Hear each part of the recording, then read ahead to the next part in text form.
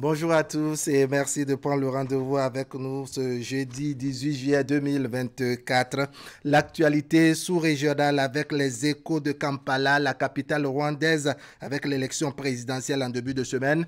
Paul Kagame succède à lui-même pour un autre mandat de 5 ans à la tête de son pays. C'est à la limite un plébiscite pour une quatrième fois avec un score fleuve pour le leader rwandais qui totalise plus de 99% des suffrages exprimés.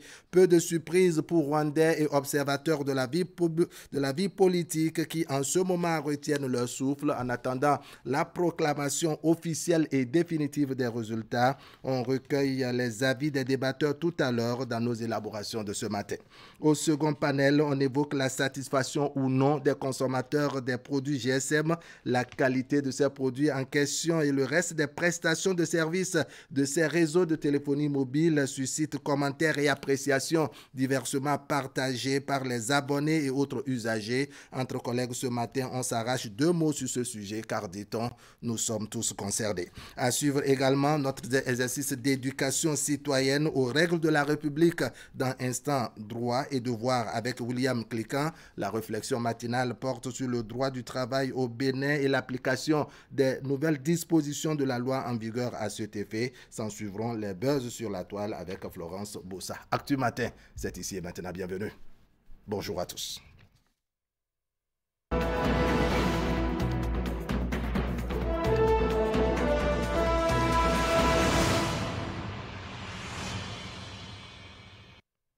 Voilà, on en vient maintenant à la consultation des premières informations telles que relayées par nos confrères de la presse écrite. On va s'intéresser au quotidien Maison Fraternité, fraternité qui parle du baccalauréat session de juin 2024, les grandes leçons à tirer, et dit Camille Koto qui est psychopédagogue. Elle s'est prononcée dans les colonnes du quotidien Fraternité.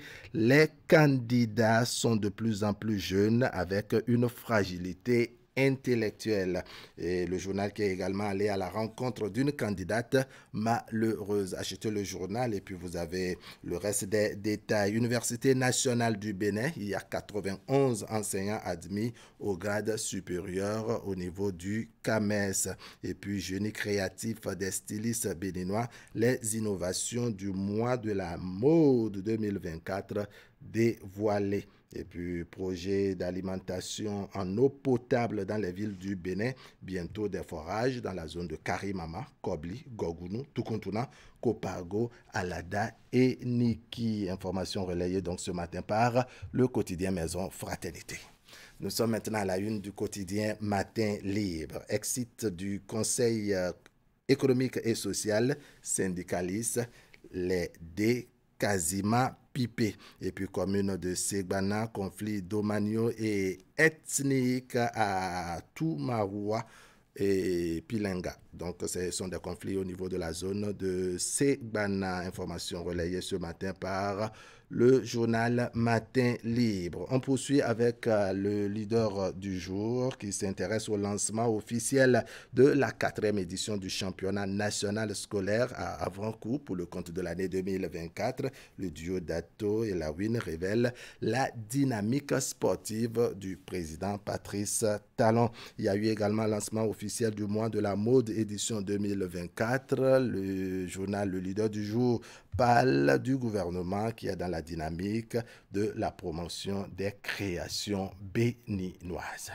Soleil levant, succès cotonnier du Bénin, 587 656 tonnes récoltées courant 2022-2023. Le Bénin devient le premier producteur du coton en Afrique, nous apprend le Soleil levant. Et puis, Agence nationale de la protection civile au Bénin, le gouvernement annonce une réforme efficace du secteur, une nouvelle ère pour la protection civile au Bénin.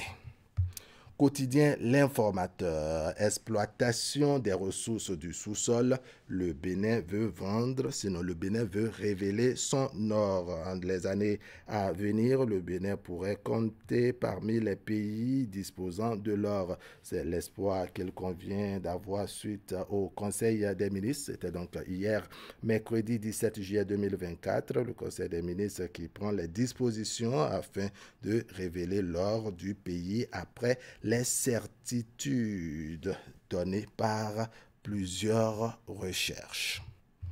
On évolue avec l'économie. Sa conjoncture économique au Bénin, l'indice du chiffre d'affaires sera raffermi de 6,1% en mai. Et puis, secteur de la microfinance, à fin mars 2024, baisse de 28,9 milliards de francs CFA au Bénin des crédits octroyés par les SFD. On revient rapidement à la une du quotidien Maison Fraternité. Fraternité qui, ce jeudi, s'intéresse au baccalauréat et les leçons à tirer de cet examen. Et dit Camille Koto, psychopédagogue, qui s'est prononcé dans les colonnes du quotidien Fraternité. Les candidats sont de plus en plus jeunes avec une fragilité intellectuelle. Le journal est allé à la rencontre d'une candidate malheureuse dont la version est bien entendu relayée dans les colonnes du quotidien Fraternité. Au niveau des universités nationales du Bénin, on a 91 enseignants qui sont admis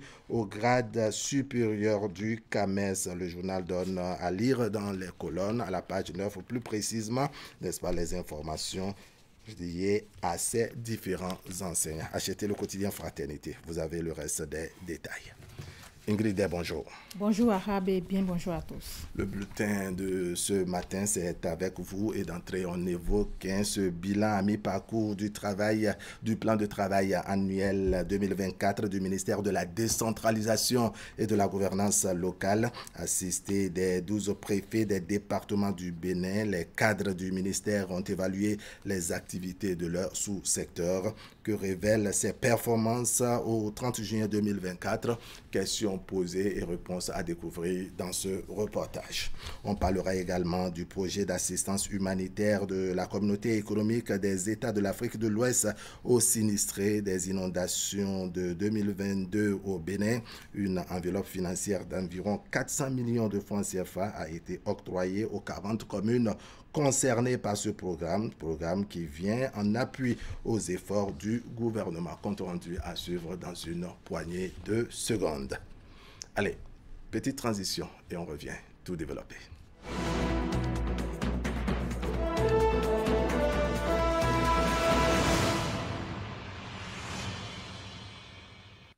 Alors Ingrid, comme je l'ai annoncé, il y a les cadres du ministère de la décentralisation qui sont en conclave. Ils réfléchissent sur, je dirais, le plan de travail annuel de leur département ministériel, évaluer donc les performances de leur secteur au 30 juin 2024. C'est bien ça, Wahab. C'est un exercice bilan en attendant décembre 2024 pour faire le point des actions engagées depuis 6 mois et résultats produits au profit des communautés à la base. À la faveur de cet atelier tenu mardi, les chiffres commentés et réalisations présentées indiquent que d'importantes performances ont été enregistrées dans ce ministère grâce aux réformes du gouvernement. Idriss Boukari pour les précisions. Les 6 premiers mois de l'année en cours ont été productifs à divers niveaux au ministère de la décentralisation et de la gouvernance locale.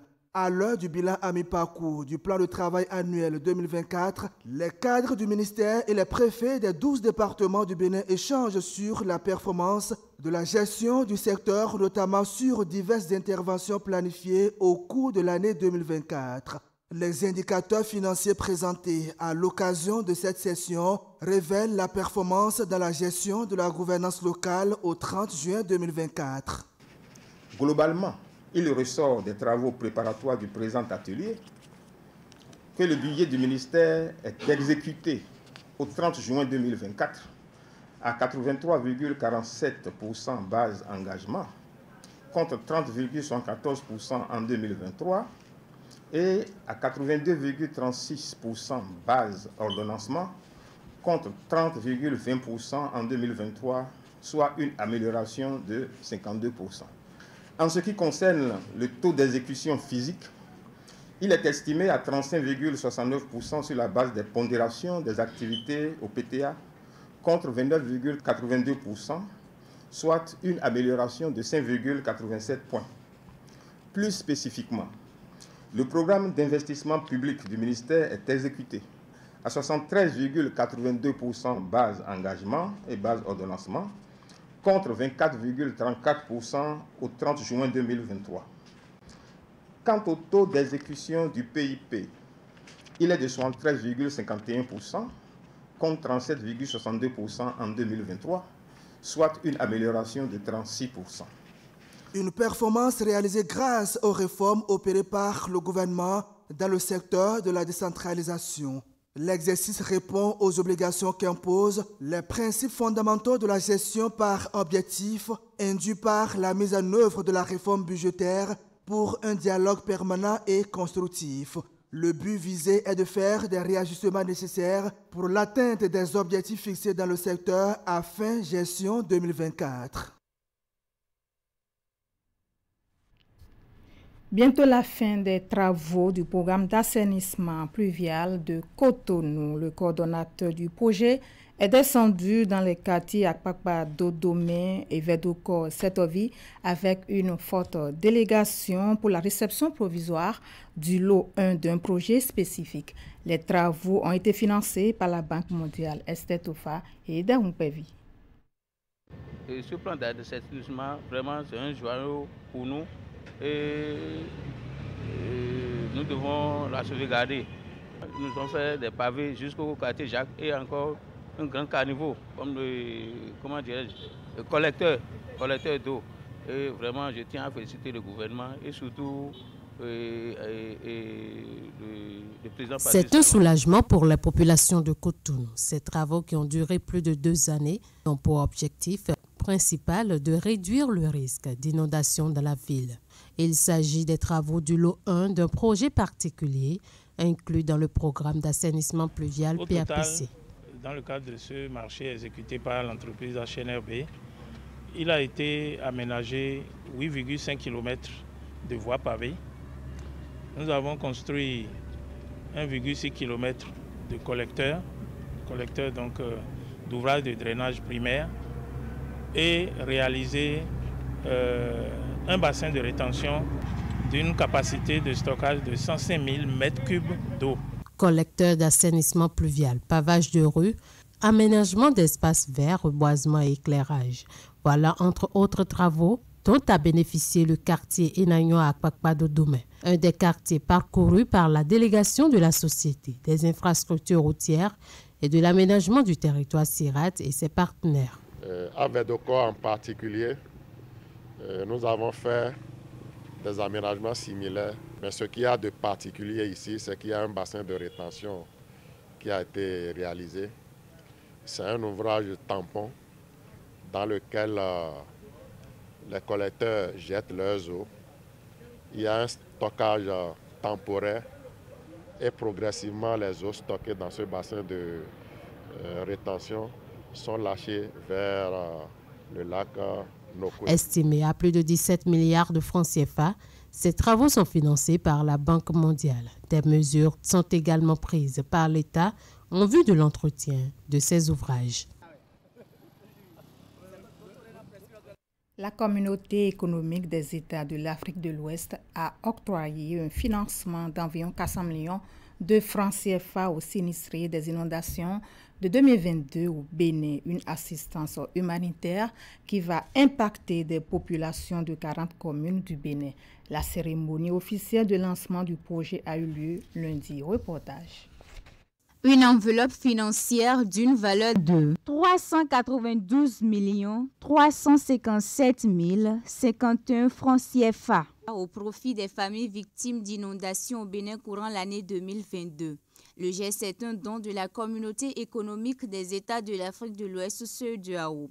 Il vient en réponse aux appels du Bénin à travers la plateforme nationale de réduction des risques de catastrophes et l'adaptation au changement climatique. La réponse humanitaire, vous le comprendrez tous, fait partie des instruments importants du mécanisme de la CEDEAO pour la paix, la sécurité et la stabilité de notre région.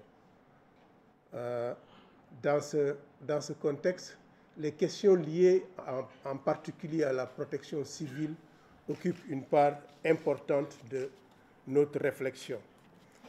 Je ne saurais encore une fois rappeler l'importance que revêt pour nous la prévention de certaines de ces catastrophes naturelles à travers de bonnes méthodes d'alerte précoce.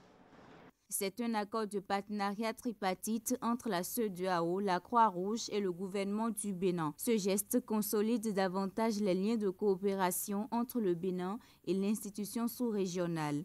Monsieur le représentant résident, je vous prie de transmettre très sincèrement les remerciements du gouvernement du président Patrice Talon au président de la commission de la CEDEAO pour l'accompagnement constant de votre organisation à l'endroit du Bénin et plus particulièrement ce geste de générosité en faveur de la protection civile au Bénin. C'est également le lieu de remercier la Croix-Rouge du Bénin, partenaire non gouvernemental d'exécution de la dite assistance humanitaire. Courant le mois d'août à septembre 2022, 40 communes ont été affectées par la montée des eaux, causant ainsi l'inondation. Des infrastructures socio-communautaires, des plantations et des habitations ont été endommagées par cette catastrophe naturelle.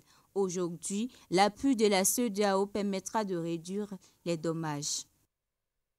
On en vient maintenant en image, bien sûr, à cette formation des animateurs des focus group dans le cadre de la vision 2060. Ils sont une quarantaine d'animateurs à assister à ce renforcement de capacité qui va leur permettre de mener à bien la collecte des perceptions et aspirations des Béninois résidents et ceux de la diaspora. Une opération qui constitue une étape cruciale dans le processus de construction de la vision 2060, démarrée hier au ministère du Développement et de la coordination de l'action gouvernementale. Les travaux s'étendent sur 3 jours. C'était le bulletin Wahabalik Bara. Merci à vous, Ingrid. Des bulletins, n'est-ce pas, qui reviendra avec des éléments beaucoup plus détaillés. Ce serait dans la grande édition à 13h. Ne manquez donc pas le rendez-vous. L'actualité qui se poursuit par ici sur le plateau d'Actu Matin. Comme vous le savez, il y a eu hier Conseil des ministres. Les membres du gouvernement se sont rencontrés. Rencontre assortie de plusieurs décisions détaillées dans les colonnes du quotidien Maison Fraternité. On parle de la création, ça c'est pour les mesures normatives, de la création de l'Agence béninoise de protection civile, l'approbation des statuts et détachements auprès d'elle, des personnels du groupement national des sapeurs-pompiers. Il y a la création du fonds d'investissement et de garantie des petites et moyennes entreprises et approbation de ces statuts également. En termes de communication, on parle de contractualisation pour la réalisation de forages d'exploitation dans le cadre du projet d'alimentation en eau potable dans les villes de Karimama, de Kobli, de Gogounou, de Tukuntuna, de Kopargo, d'Alada, n'est-ce pas, et à Niki. Au niveau toujours des communications, au point 2, on parle de l'acquisition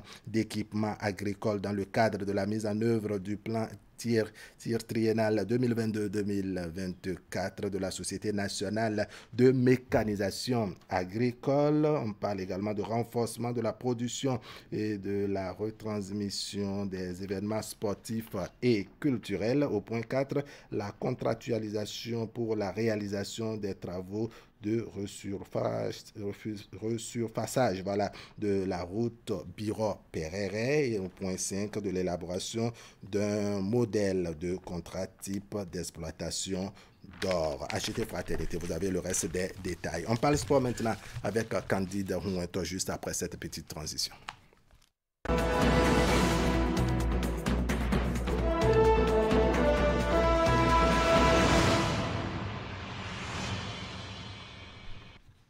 Candide, bonjour. Bonjour. L'actualité sportive, c'est avec vous. Et puis cette bonne nouvelle tombée depuis hier, la phase finale du championnat national scolaire 2024 officiellement lancée hier à Franco. Évidemment, le coup d'envoi de la 4e édition du championnat national scolaire qui réunit cette année plus de 1000 athlètes a été donné ce mercredi 17 juillet 2024 au stade Omnisport d'Avrancourt. Les jeunes participants vont se mesurer dans 5 différentes disciplines dont le football, le basketball, le handball, le volleyball et l'athlétisme. Les premiers matchs, sinon les matchs de la première journée, ont été joués hier. Au football masculin, le CG 1 à Plaroué s'est incliné devant le CG Bira sur un score de 2-0. Même score pour la victoire du CG à Kwakwa Centre devant le CG Banikwara. Le CG 1 Djougou s'est imposé au CG Gozoumé par un score d'1-0. Au football féminin, le CG Basila s'est incliné devant le CG Water sur un score d'1-0. 4-0 pour la victoire du CG Koblis sur le CG Sinandé et 4-1 pour la défaite du CG Banikwara devant le CG Sainte-Rita. Le CG Agbokou a dominé par 3-0 le CG Toviklan. Au basketball masculin à présent, le CG 1 commun est venu à bout du CG Sainte-Rita dans un match âprement disputé. Score final 33-32. Le CG Toviklan a courbé les chines devant le CG 2 Candy par un score de 6-22. Le CG Davy a pris le meilleur sur le CG 1 abommé par un score de 25-16 et 45-11 pour la victoire du CG 1 Basila devant le CG Tokpa Domé. Handball féminin, le CG Boukoumbe s'est incliné devant le CG Segbono 13-16. Le CG Bopa a dompté par 18-10. Le CG Boykan, le CG Le Littoral a battu le CG 1 Ifani par un score de 9-6 et le CG Zongo a dominé le CG 1 Savé par un score de 21-14. On finit par le volleyball féminin 3-7-1 pour la victoire du CG Dango, du CG Tangueta et du CG Klekamen, puis le CG Uniki respectivement sur le CG Piami, le CG Dantokpa, le CG Soava et le CG Lisa Zouma. Alors, on va toujours évoquer, Candide, cette 4e édition de la compétition dont vous parlez, cette compétition scolaire qui se poursuit ce jour avec les différentes rencontres de la 2e journée. Évidemment, on va commencer par le football chez les garçons. Le CG Sinandé sera face au CG 2. Abomé, le CG Tovlikin affronte le CG Kilibor, le CG Banikwara va en découdre avec le CG Ifani et le CG Water va disputer les unités avec le CG 4 commun. Chez les filles, 4 rencontres sont également à suivre.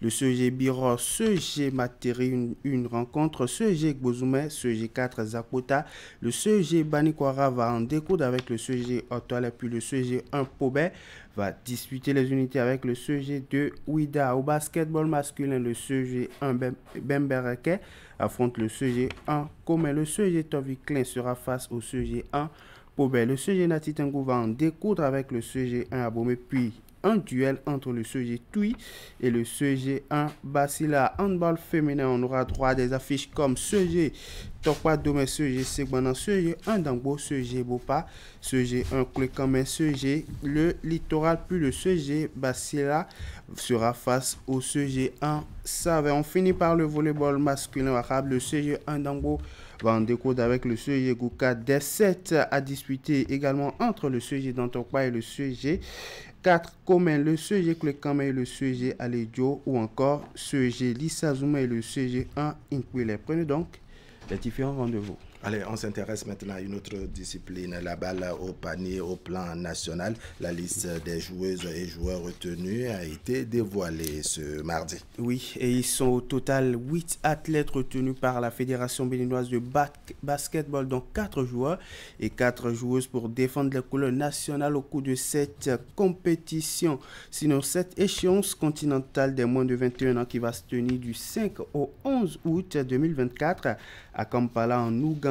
Au niveau des hommes, l'équipe est constituée de Del Piero Rungba, Zime Nazif Monkra, Lafia Gédéon Dongbo, tous joueurs provenant des clubs du championnat national et tous qui évoluent à Cotonou. Bien sûr, Shahid Gomez qui provient d'un club de Parakou. Chez les dames, on voit sur la liste Zainab Tessilimi, Precious Chukwaka, Rekiat Mohamed et Candace Petikou. En prélude à cette compétition arabe, la sélection nationale de basketball débute sa préparation le 25 juillet 2024 sur les installations du centre communautaire IA à Cotonou. Elle aura ainsi droit à une semaine de préparation avant de rallier Kenya pour la compétition. La délégation sera conduite par Abdul Bastou Terrou, il est coach de football. On reste à la Fédération béninoise de basketball pour parler de ce stage international de perfectionnement au basketball qu'organise l'institution du 22 au 29 juillet 2024. Ce stage va réunir à Cotonou 15 joueurs évoluant dans le championnat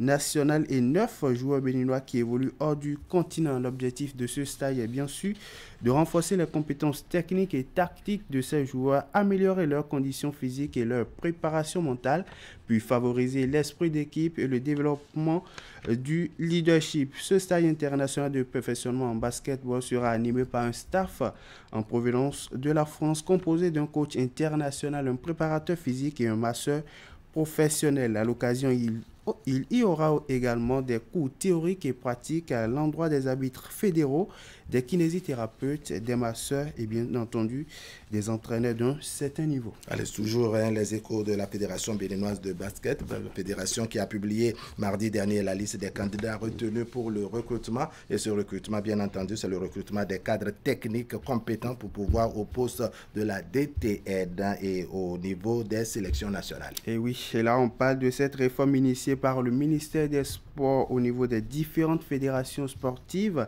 pour dynamiser les directions techniques nationales et les différentes sélections nationales. Au niveau de la fêtière du basketball, le processus de recrutement a pris fin. Les candidats, sinon les cadres techniques compétents pour pouvoir au poste de la DTN et au niveau des sélections nationales qui sont retenus sont entre autres Alkaya Touré, retenu directeur technique national. Il sera assisté de 3 directeurs techniques nationaux adjoints, 6 conseillers régionaux qui auront à charge le développement du basketball de masse des jeunes et de la formation. 4 autres conseillers régionaux qui seront chargés du développement du basketball féminin. Au niveau des sélections nationales et de catégories d'âge, Xavier Ramassassi est retenu entraîneur national des moins de 23 ans et des seniors hommes. Chez les dames, c'est Amadou Adeyini qui est gardé à la tête des sélections U23 et des seniors. Au poste de préparateur physique, c'est bien sûr Christian Babayedjou qui est retenu. Ces cadres techniques retenus sont ceux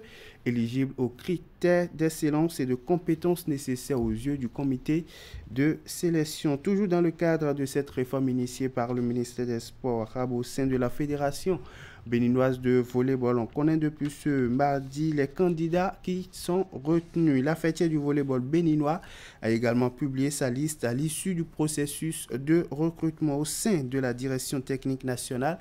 Franck Lokono est recruté directeur technique national. Il sera assisté de 3 adjoints au sein des différentes sélections. On aura 7 entraîneurs nationaux et 7 adjoints qui sont recrutés à la tête des différentes sélections de catégories d'âge hommes et dames des moins de 15, 17, 20 et 23 ans. Au poste de conseillers techniques régionaux, 12 cadres techniques sont recrutés et 2 recrues au poste de préparateur physique des sélections féminines comme masculines. D'accord, on parle maintenant du Curon Candide avec cette bonne nouvelle qui est tombée depuis hier, le Guépard Andreas Huntonji qui a signé en 2e division anglaise. Et oui, dans les coulisses depuis plusieurs jours, la signature de l'attaquant béninois en Angleterre a été officialisée ce mercredi 17 juillet 2024. Après donc 5 années passées au sein du club français, il quitte le stade Maleb de Caen pour s'engager avec Burnley en D2 anglaise jusqu'en 2028. Auteur d'un prêt réussi la saison écoulée à Rodez en Ligue 2 française où il s'est révélé avec 16 buts inscrits et 7 passes décisives délivrées. L'international béninois va évoluer en championship, synonyme de la D2 anglaise pour les 4 prochaines années. Aussitôt revenu de prêt, il n'aura passé que quelques jours au sein de son club formateur avant de prendre la direction donc de l'Angleterre. Le club relégué de Première Ligue a déboursé un montant estimé à plus de 5 millions d'euros, ajouté à une somme équivalente à 15% à la revente, à une probable revente pour s'attacher.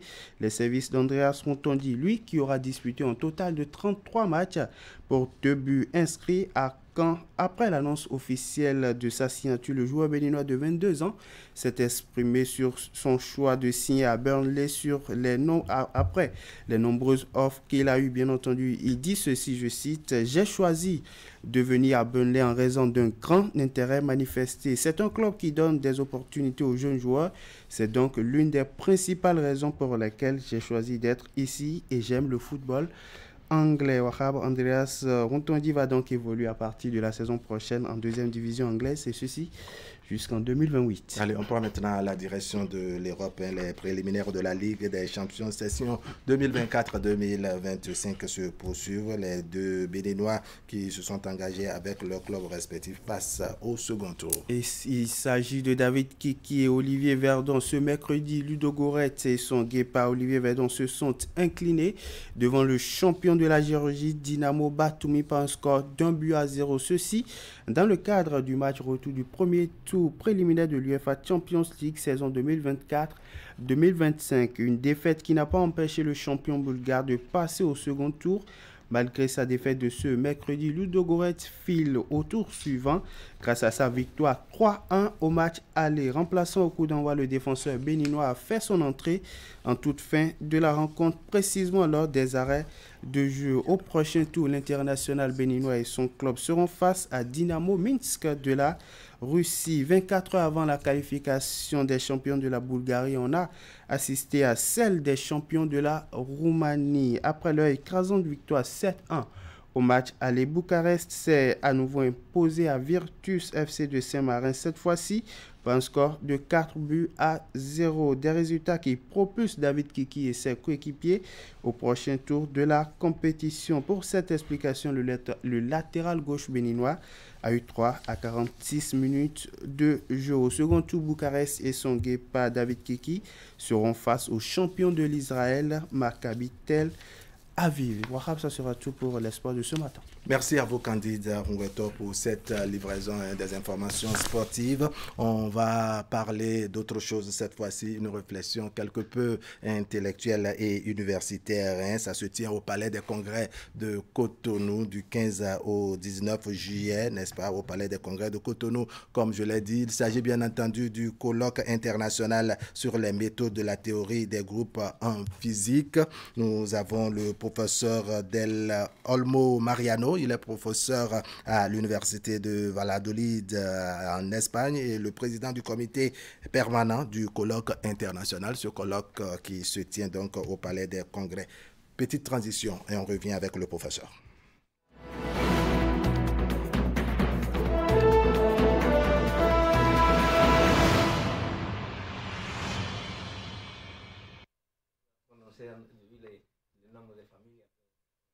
D'accord, allez. D'accord, ça fait plaisir. Allez, on est déjà en direct, professeur. Merci d'être venu sur le plateau d'Actu Matin. Comment vous trouvez la ville de Cotonou, le Bénin c'est une ville très intéressante. C'est ça. C'est une ville avec beaucoup de vie. Ici, à cette heure, tout le monde parlerait. C'est très sympathique. C'est très sympathique. Alors, vous êtes le président du comité permanent du colloque international qui se tient au Palais des Congrès de Cotonou, n'est-ce pas? Dites-nous, ce colloque, qu'est-ce que ça apporte de nouveau à l'Afrique? On sait que c'est la toute première fois que le continent africain, n'est-ce pas, s'honore d'abriter ce colloque, le Bénin en particulier. Qu'est-ce que cela apporte à l'Afrique? Bon, en principe, c'est une reconnaissance de que l'Afrique apporte et est déjà dans le fleuve de la recherche, de l'innovation dans le monde. C'est-à-dire, c'est un prix, un reconnaissant, et même c'est aussi que le président du comité organisateur, il a lutté, il s'est battu fortement pour qu'il soit ici. Nous sommes très contents de venir ici parce que, la plupart de nous ne connaissons pas ce pays. Il a l'air d'être un pays magnifique magnifique et avec beaucoup de futur. C'est ça qu'on cherche, parce que notre congrès sont toujours entre, normalement, Europe et Amérique du Nord. Et bon, nous voulons aller dans notre pays, dans notre continent. Et pendant les dernières années, depuis que je suis président, nous sommes allés en Amérique du Sud, Brésil, et on manquait uniquement Afrique, parce que ici, c'est un petit peu le grenier des nouveaux physiciens, mathématiciens, parce qu'ici, il y a beaucoup d'intérêt. Maintenant, il y a une jeunesse qui aime la physique, et j'ai vu l'intérêt d'ici via mes collègues qui ont donné des classes, quelques cours ici. Quelques cours au Bénin ici. Au Bénin pour spécialisation en physique, en mathématiques. On me parlait de que les gens étaient très disposés pour apprendre. Et ça, c'est très bon. Et nous avons besoin de gens qui continuent notre légué. D'accord. Et ça, c'est ça. D'accord. Alors, on va parler, n'est-ce pas, de la nuance qu'il y a, n'est-ce pas, entre les mathématiques et donc la physique. Pourquoi? Parce qu'il y a qu'on cherche à comprendre ce que vous mettez dans méthode de théorie des groupes en physique. Bon, et la physique, bon, nous sommes, la plupart de nous sommes physiciens et nous étudions le monde. Voilà. Mais le langage pour apprendre le monde, c'est la mathématique. Et donc ce sont deux éléments qui vont de pair, c'est comme des jumeaux. Et des grands mathématiciens, on était physiciens et vice-versa. Et ce qu'on fait avec la théorie des groupes, c'est que la théorie des groupes, c'est une façon d'étudier les régularités des phénomènes physiques. Si vous pensez une chose simple, c'est que tous les jours, nous avons la régularité, les nuits, les jours, la Terre fait la rotation de la Terre contre le Soleil, autour du Soleil. Pendant une année, il y a les différentes saisons et tout ça. Ça donne des régularités. Et avec les régularités, c'est la façon de que nous pouvons obtenir des lois, parce que si les phénomènes sont chaotiques, c'est impossible. Et ce type de régularités sont étudiées par qu'on appelle la symétrie. Ça donne une symétrie. Dans ce cas, chaque année, si tu te déplaces une année, tu trouves les mêmes phénomènes et tout ça, ce type de phénomènes. Et donc, il faut les mathématiques et les physiques pour pouvoir mieux étudier tous ces éléments-là. Et c'est la régularité qui donne que nous pouvons obtenir des lois physiques. D'accord. Alors, vous êtes de l'étranger, vous enseignez en Espagne, je crois bien, et vous venez, n'est-ce pas, rencontrer d'autres physiciens et autres intellectuels de l'Afrique et du Bénin. Ce brassage, ce partage, je dirais, d'expériences, comment ça se passe? Depuis quelques jours, vous êtes au Palais des Congrès. Ça passe bien parce que les conférences sont... Bon, tous les gens, il y a les conférences, il y a beaucoup de participants, pas comme des autres fois. Et après, il y a tu peux poser des questions et puis après qu'on sorte là, tu peux parler avec les gens. Parce que ce qui est important, c'est que tu peux étudier ces choses, parce qu'aujourd'hui, ce n'est pas très compliqué de regarder dans les journaux des scientifiques qui publient les choses les plus récentes. Mais ce n'est pas le même que si tu es avec l'auteur, il te peut expliquer quels sont les points importants et tout ça. Et c'est ça que on obtient avec les conférences et tout ça. C'est ça. Alors, en quoi concrètement, selon vous, professeur, les mathématiques peuvent contribuer au développement, aussi bien du monde, de l'Afrique et du Bénin? Qu'est-ce que les mathématiques apportent comme contribution en termes de développement? La mathématique, c'est en quelque sens, c'est tout, parce qu'aujourd'hui, si vous étudiez les statistiques avec toutes les histoires des grands grandes quantités de dates, c'est la mathématique qui met un type de régularité qui étudie quels sont les patrons qui apparaissent là. Et après, tous les développements technologiques sont la réalisation pratique des théories physiques qui ont utilisé la mathématique. C'est-à-dire que c'est tout tout ensemble. On ne peut pas séparer. On ne peut pas les dissocier. Au moins, oui, c'est ça. C'est-à-dire, la mathématique, si la mathématique uniquement, c'est une mathématique abstraite. Mais on les doit appliquer. Oui. Et celui-là, c'est l'origine au début de la mathématique. C'était d'appliquer la physique. Maintenant, on applique la physique, la biologie et beaucoup des autres sciences. D'accord. Alors, les mathématiques et les sciences physiques, n'est-ce pas, en tout cas sur le continent et au Bénin ici, sont considérées comme des matières vraiment un peu complexes, voire même compliquées. Ce sont des matières qui font peur aux apprenants. Est-ce qu'au-delà du continent, de l'autre côté, chez vous, hein, on a également peur de ces disciplines-là? Oui, c'est le même chez nous. Et pourquoi? Je ne sais pas. C'est toujours qu'on pensait que les mathématiciens, les physiciens, c'était des génies et qu'uniquement ils pouvaient comprendre ça. Mais ça commence à l'école. Il y a un type, les enfants, on rejette et on perd pour les mathématiques. Je ne suis pas bon, je suis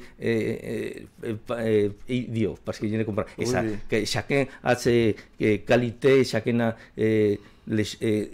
chacun peut être bon dans différentes choses, mais être bon en mathématiques, c'est une partie. C'est pas nécessaire que tout le monde soit bon en mathématiques ou en physique. On a besoin de beaucoup des autres sciences et beaucoup des autres disciplines. Mais la mathématique, c'est important parce que c'est une façon de modéliser le monde. D'accord.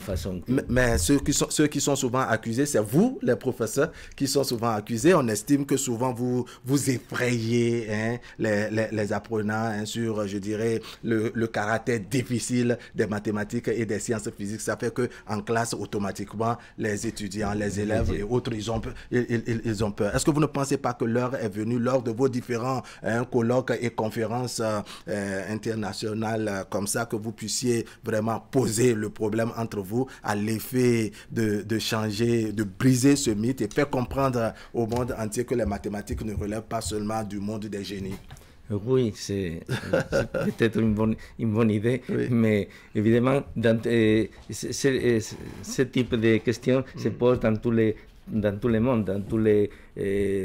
c'est pas partout que ça se passe. Oui, on parle dans une école secondaire et les professeurs, on parle quand c'est ça et dans même il y a des informes parce qu'on fait des petits examens pour regarder le niveau de mathématiques et physique. C'est partout. On n'arrive pas à obtenir une réponse, comment on le fait. Et aujourd'hui, c'est encore plus compliqué parce qu'il y a beaucoup de distractions pour les jeunes. Les téléphones, ça c'est les gens... ça facilite un peu la tâche oui, mais non, parce qu'on dépense beaucoup de temps. Problème. Oui, on dépense beaucoup de temps avec les tablettes, les portables, et les ordinateurs. Et les réseaux sociaux. Oui, et avec ça, parce que pour étudier, pour comprendre les mathématiques, tu dois étudier. Tu dois faire... Il faut se concentrer. Donc, un petit temps pour, je dirais, les tablettes et les réseaux sociaux, mais consacrer le reste du temps, n'est-ce pas, les recherches. D'accord. Allez, à la suite de ce colloque, parce que ça va prendre fin demain, ça va finir demain, 19, n'est-ce pas? Qu'est-ce que vous espérez? Quelles sont les attentes? Oui, en principe, j'espère que les gens d'ici ont profité de la conférence et même qu'ils font des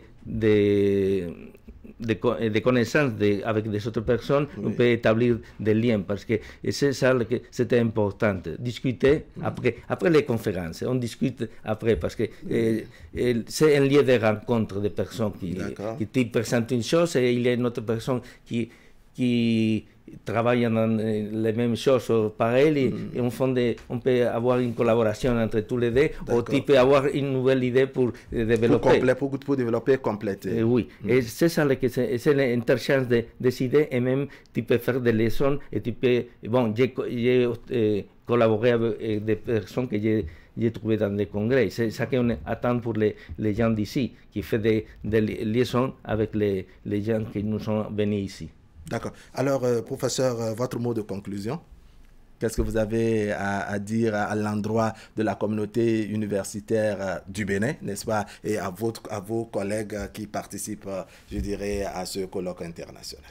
Bon, en principe, je suis fier d'être ici et j'ai trouvé un bon niveau ici et beaucoup d'intérêt pour la partie de les gens d'ici, et je crois que les personnes qui nous sont venues dehors essayer de faire le plus pour maintenir des contacts qu'on a établis maintenant et continuer une façon, c'est que des étudiants d'ici, d'ici de l'Afrique qui sont dans les congrès peuvent aller chez nous pour faire des thèses et après retourner avec cette connaissance pour enlever le niveau d'ici.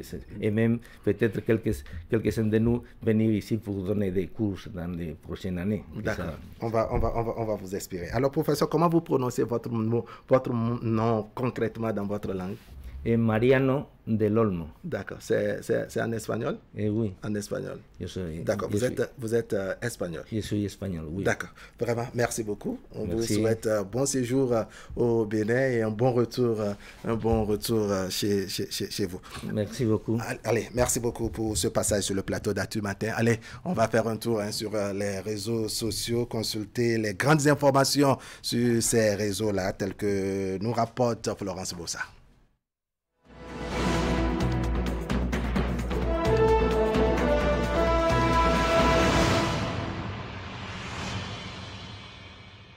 Florence Bossa, bonjour. Bonjour Arabe Alikara, bonjour chers amis téléspectateurs. Il y a beaucoup de choses sur la toile pour vous, dont les doigts restent pratiquement pas tranquilles. Vous qui fouillez sur les réseaux sociaux, quelles sont les réactions des internautes sur la toile en ce qui concerne les sujets phares au cours de la semaine?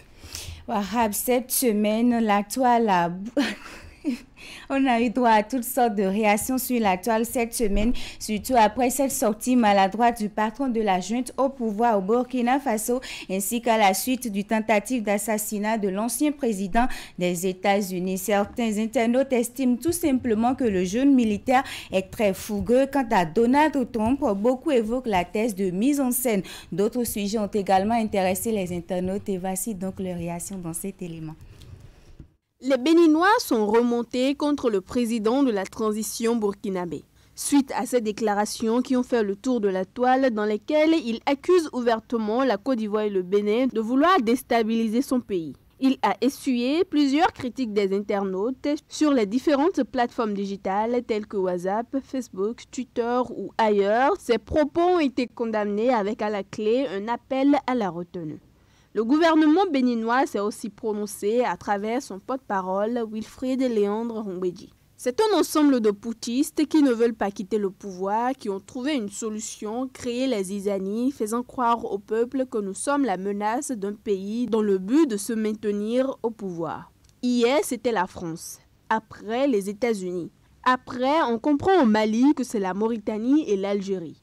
Aujourd'hui, c'est la Côte d'Ivoire et le Bénin. Sûrement que demain, ce sera autre pays. Ils disent qu'ils ont des preuves, mais quand on les invite à vérifier, ils refusent. Comment un pays comme le Bénin, confronté à des attaques terroristes, peut encore former des terroristes ? C'est quand même dommage ce qui se passe. Tout le monde sait que les attaques que le Bénin a connues, les assaillants viennent du Burkina pour venir frapper et retourner se cacher là-bas. Tout le monde a encore en mémoire l'enlèvement des touristes français et américains qui s'est soldé par la mort de notre compatriote guide touristique tué de sang-froid par ces individus. Aujourd'hui, le Burkina accuse le Bénin. Ils sont simplement à bout et cherchent partout des boucs émissaires pour justifier leur incapacité.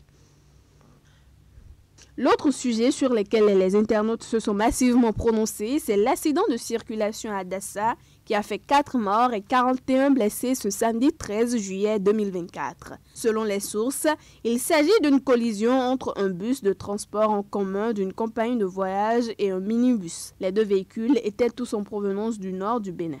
Plusieurs équipes de secours ont été mobilisées pour l'évacuation des victimes. Les internautes, eux, pensent qu'il incombe aux autorités locales comme administratives de prendre des mesures idoines pour régler cette situation devenue récurrente au Bénin.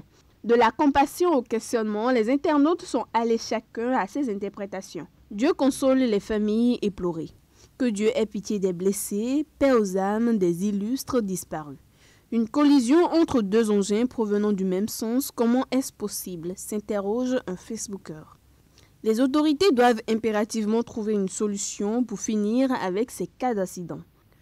Autre sujet à présent, l'ancien président et candidat à l'élection présidentielle américaine Donald Trump a été victime d'une tentative d'assassinat en plein meeting de campagne en Pennsylvanie au cours de la semaine.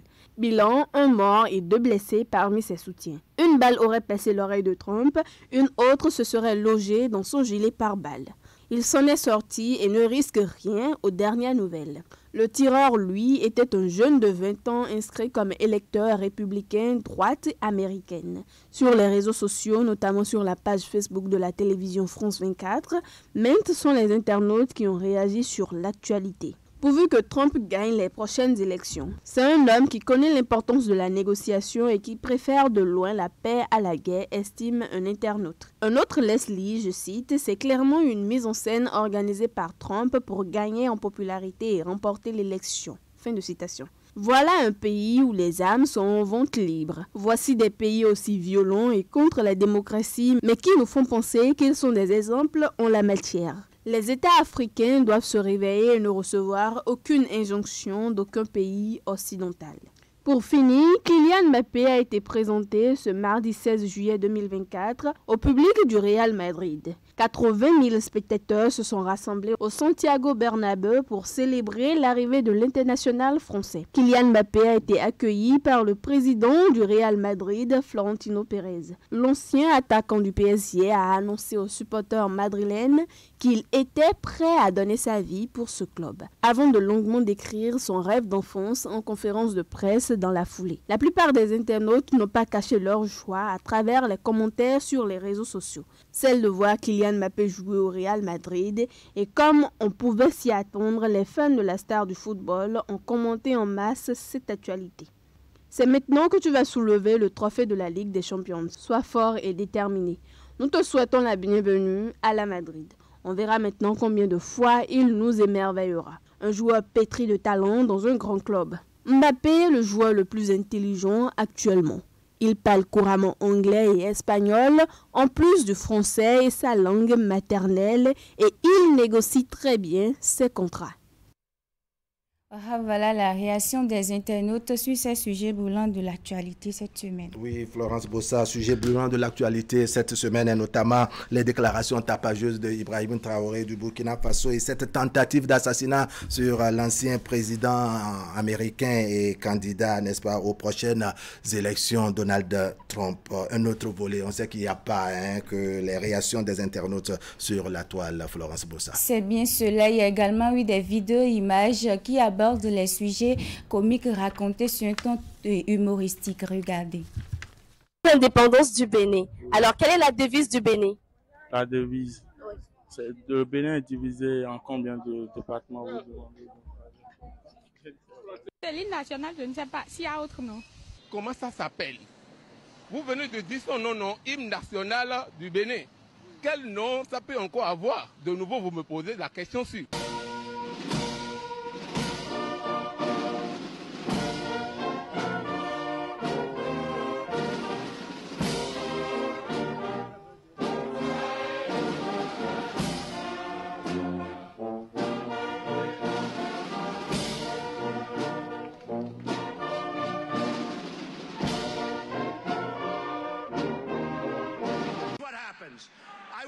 No.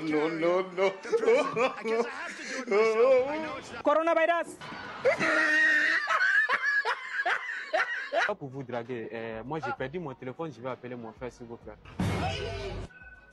J'ai pas trop de batterie donc fais gaffe. Hein. Non, t'inquiète. Voilà Mbappé, ça dit quoi? Bonjour. En fait Mbappé, là, les 2 millions d'euros que je t'ai donné. Bah oui, c'est mon frère. Mbappé, c'est mon frère. Les 2 millions d'euros que je t'ai donné hier là, si tu as dépassé tout, tu peux venir. Là, j'ai 1 million d'euros là sur moi. Tu peux venir, je vais te donner, mon frère. Là, t'es où? Bah, tu peux venir, là, je t'attends, vas-y. Ah, il va venir là? Ah, il va venir, vas-y. C'est ton frère? Bah, Mbappé, c'est mon frère. Sérieux? Bah oui, c'est mon frère. Et t'es intéressé par nous? Bah, et vous êtes célibataire ou quoi? Ouais, célibataire. Ah ouais, vous deux? Ouais. Ce sera tout pour tout sur le net de cette semaine. Allez, on prend rendez-vous avec vous la semaine prochaine, Florence Boussa. Merci beaucoup pour cette livraison. On parle à présent de cet exercice d'éducation citoyenne aux règles de la République dans instant droit et même devoir. Ce serait avec William Cliquant. Cette réflexion matinale porte sur le droit du travail au Bénin avec l'application des nouvelles dispositions de la loi en vigueur à cet effet. On observe une petite transition et on revient sur le plateau.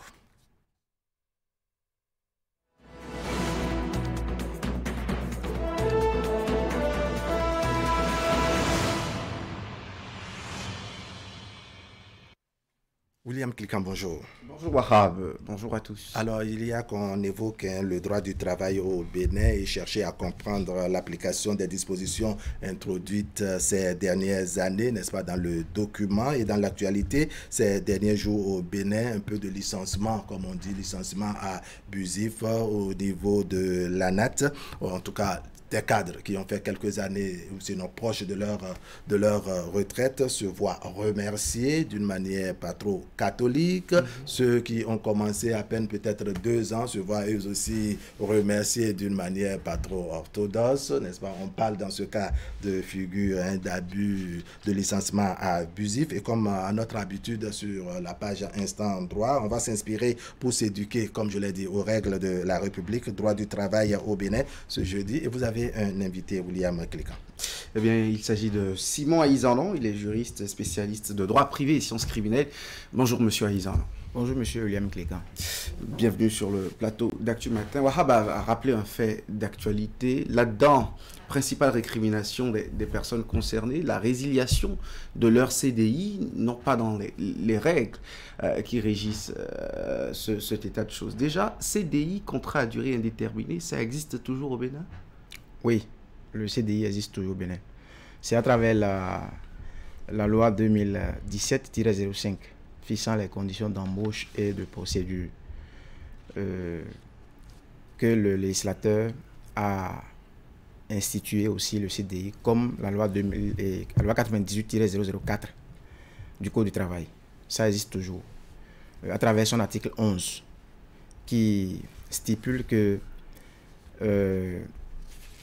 le contrat à durée indéterminée est celui dont le thème n'est pas fixé par les parties, mais dont son résiliation est assujettie à un délai de préavis. Donc ça existe toujours. On ne peut pas dire que la loi sur l'embauche n'a pas fait partir le contrat à durée indéterminée, comme on entend dit souvent alors. Ça existe toujours, en son article 11. Donc on ne peut pas dire que le contrat à durée indéterminée est supprimé. Seulement que c'est dans la résiliation que les conditions qui étaient plutôt rigides sont vues beaucoup plus souples à l'égard de l'employeur. Par exemple, avant la loi 2017, la résiliation du contrat à durée indéterminée est beaucoup plus difficile. Quand vous voulez résilier un contrat à durée indéterminée, vous devez respecter certains délais. Par exemple, pour ceux qui travaillent, qui sont payés à l'heure, il faut respecter un délai de 15 jours. C'est ça. Nous sommes là avant 2017. Avant 2017. D'accord. Pour ceux qui travaillent dans la main-d'œuvre, il faut respecter un délai de 30 jours. C'est ça. Pour ceux qui sont les cadres et assimilés, il faut respecter un délai de 3 mois. C'est ça. Aujourd'hui, avec la loi 2017, l'employeur peut résilier le contrat à son bon gré. Même avec un simple SMS? Oui, il peut résilier le contrat. Seulement que ce qui est déplorable et que beaucoup accusent, c'est l'indemnité qui est accordée à l'employé. C'est ça. La loi dit par exemple que lorsque le contrat à durée indéterminée est résilié, la loi 2017, que l'employé paye au moins 3 mois de salaire et au plus 9 mois. L'employeur, pardon, voilà, paye 3 mois de salaire et au plus 9 mois. D'accord. Et vous imaginez, on dit, même en cas de faute, en cas de rupture abusive, ça veut dire quoi? Ça veut dire que l'employeur qui ne veut plus de vous peut résilier son contrat et vous accorder 3 mois de salaire. C'est ça. sans que cela ne soit une faute. D'accord. Alors, quand on formule 3 mois au plus 9, il n'y a pas une obligation forcément pour l'employeur d'aller jusqu'à 9 mois. Il peut partir du plus petit bout, n'est-ce pas, et s'arrêter à ce niveau. C'est ce qu'on constate généralement dans les entreprises de la place. Quand ils résilient le contrat, ils accordent au plus 3 mois de salaire. C'est ça. Et c'est ce qui s'est passé dans le cas de l'ANATT, où dans la résiliation, il est mis pour motif économique. Encore que pour motif économique, l'employé n'a pas le droit de chercher, de riposter. Si la loi a été claire, on dit pour motif économique, vous n'avez pas le droit de chercher la raison pour laquelle, ou chercher à être truc là. Donc, c'est tellement corsé de telle sorte que l'employé n'a pas assez de marge de manœuvre. Surtout pour le contrat de travail à durée indéterminée. C'est la façon dont l'indemnité de résiliation est accordée que beaucoup voient que ça n'existe plus, ça n'existe que de droit. D'accord. Mais dans la pratique, c'est que les gens utilisent ça contre les employés. Je rappelle que nous sommes là dans le secteur privé essentiellement, et on va parler des contrats à durée déterminée. C'est désormais peut-être la norme ou la règle, mais il y a la question des renouvellements intempestifs, indéfinis. Est-ce que la loi précarise comme ça l'emploi, c'est-à-dire laisser l'employé sous des contrats à durée déterminée toutes les fois et sans discontinuité le long de toute sa carrière? Monsieur le journaliste, comme beaucoup de citoyens béninois, je n'ai pas la même pensée sur ce fait-là. Cette loi est venue régler un problème. C'est vrai qu'en voulant régler un problème, la loi en a créé d'autres. Je pense que le législateur, si on regarde l'avant-projet de cette loi, je pense qu'on verrait dedans que c'est pour régler les histoires de renouvellement intempestif des stages. On a constaté qu'il y a beaucoup de sociétés de la place qui prennent des stagiaires et qui renouvellent intempestivement. C'est ça. Parce qu'ils ont peur d'engager quelqu'un et que la résiliation du contrat posera problème plus tard. Par conséquent, les gens préfèrent le faire un contrat de stage plutôt que d'un contrat de travail. C'est en voulant régler ce problème que le législateur a pensé qu'en favorisant l'employeur et l'employé, il est mieux d'instaurer un contrat de travail à durée déterminée. C'est ça. Et je pense que à travers l'article 13, tel que les gens pensent que le renouvellement est intempestif, ce n'est pas ça. À partir du 4e thème, par exemple de l'article 13, l'article 13 dit à partir du 4e thème que le renouvellement, la résiliation est soumise à un respect du délai de préavis. Alors que le respect du délai de préavis s'observe dans les contrats du travail à durée indéterminée. Ça veut dire quoi? Ça veut dire technique. Qu'est-ce que ça voudra dire? Ça veut dire qu'à partir du 4e thème, le contrat de travail à durée déterminée se transforme implicitement en contrat de travail à durée indéterminée. À partir du 4e contrat que l'entreprise offre à l'agent. Justement. Et c'est ce que aujourd'hui, beaucoup de personnes ne voient pas, cependant l'alinéa 2 de cet article 13 là. Parce que la loi était claire. On dit à partir du 4e thème, la résiliation pour mettre fin au 4e thème, vous devez donner un délai de préavis. Alors que les contrats dans lesquels on observe un délai de préavis, c'est les contrats de travail à durée indéterminée. Par conséquent, on ne peut pas dire que le renouvellement intempestif cause aussi de dommages aussi à l'employé. Seulement que les employés aussi exploitent contre les employés. Par exemple, celui qui sait qu'à partir du 4e thème, le contrat va se transformer implicitement en contrat de travail à durée indéterminée, peut s'arrêter au 3e thème et ne plus vous renouveler pour aller au 4e thème. Changer d'agent, recruter quelqu'un d'autre. Ou recruter quelqu'un d'autre. Je pense que ce sont ces aspects de la loi qui créent beaucoup de remous dans la société. Beaucoup pensent que c'est pour précariser l'emploi. Aujourd'hui, de façon générale, que retient-on de la législation sur le droit du travail au Bénin? Les employés sont sont en grande sécurité, un peu inquiets ou finalement, comparativement à l'avant-loi d'embauche, nous sommes dans une atmosphère... Moi, je vais faire une invite aux dirigeants d'entreprise. C'est ça. Parce que la loi ne peut pas tout régler. La loi ne peut pas tout régler. Il y a la loi, il y a l'esprit de la loi, comme on a l'habitude de le dire. Aujourd'hui, dans le cadre de notre législation, tel que les dirigeants d'entreprise exploitent la loi, c'est comme si la loi est votée contre les employés. Et eux seulement, comment dire, à la faveur sinon au profit de l'employeur. Alors que, à lire la loi, c'est beaucoup plus dans l'avantage de l'employé. Parce que si vous êtes un jeune et que vous êtes ambitieux, vous n'allez pas penser rester dans un travail pendant longtemps si l'employeur ne cherche pas votre évolution. Donc, c'est mieux de mettre un contrat de travail à durée déterminée pour vous permettre de vous chercher quand vous aurez une grosse opportunité de partir, plutôt que de vous maintenir là aussi dans la précarité. Et je peux aussi dire que les employeurs choisissent les pans qui les intéressent. Par exemple, la déclaration. La loi dit, quand vous recrutez quelqu'un, il faut le déclarer. Les gens ne déclarent pas. Alors ça, là, en tout cas, ce n'est pas de nature, je dirais, à connaître de célérité chez la majorité des employeurs. Voilà. Donc, il y a des agents sans contrat. Donc, justement, parlons de quand il s'agit de la résiliation, du licenciement d'un agent qui n'a jamais eu aucun contrat, de quelque nature que ce soit, des deux que nous abordons depuis, et c'est là qu'on va finir. Qu'en est-il quand il est licencié, quand il doit aller en contentieux? C'était quoi? Il n'avait pas de contrat, il est lésé. Qu'est-ce que la loi dit aujourd'hui? Il faut d'abord reconnaître que la preuve d'un contrat de travail peut apporter pas tous les moyens. La manière dont la personne vous paye le salaire, c'est aussi un moyen de prouver qu'il existe un contrat entre vous. C'est ça. C'est-à-dire, même si au préalable, vous n'avez pas signé un contrat en bonne et due forme, déjà les preuves, peut-être si c'est la fiche de paye ou bien des décharges de salaire. Il y a des entreprises qui même font Momo. Il n'y a aucune trace, mais ils font Momo. Vous pouvez sauvegarder ça. Et si l'entreprise ne vous fait pas un contrat, dont la durée est connue, l'entreprise ne vous permet pas d'avoir suffisamment de preuves.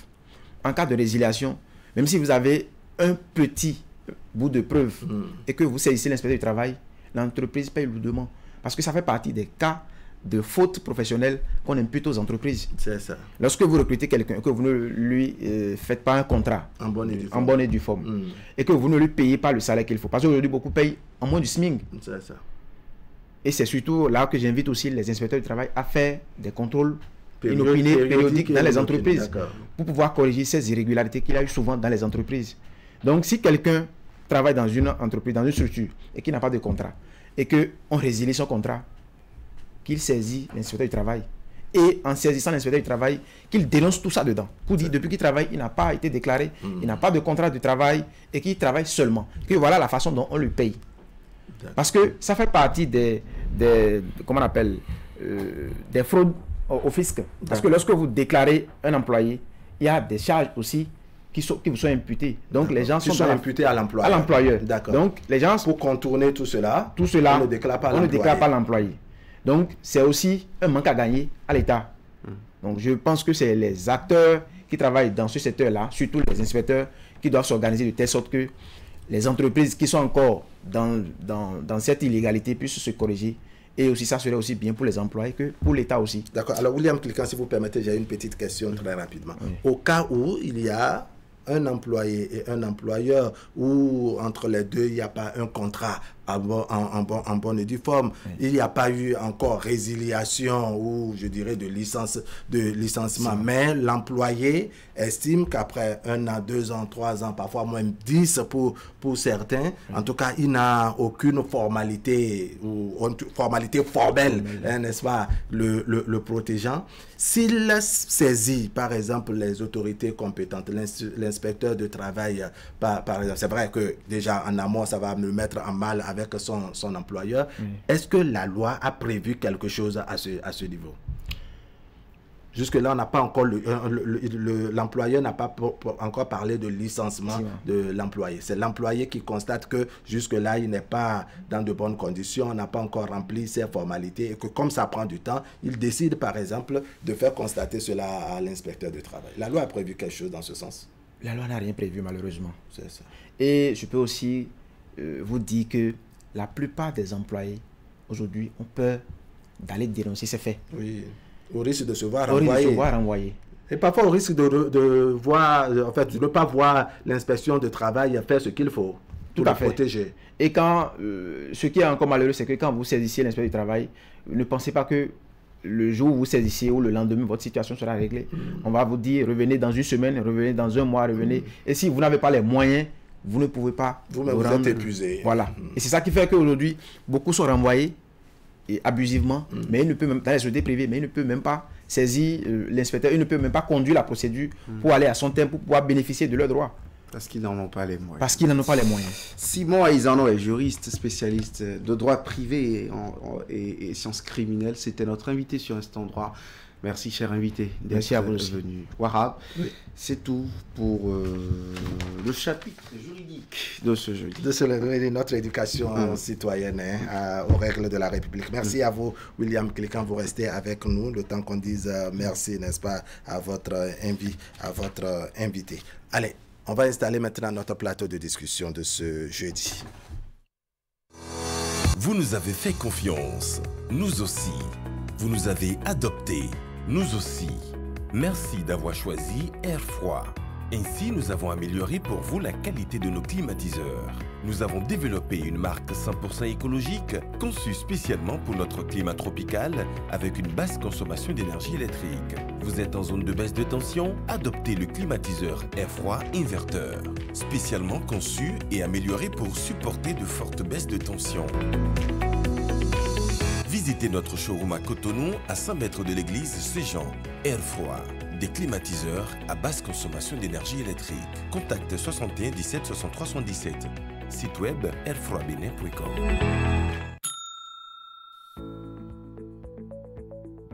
Coucou mes Warriors, alors je m'apprête à déballer ma nouvelle machine à laver achetée chez Mikem Technologies. On y va.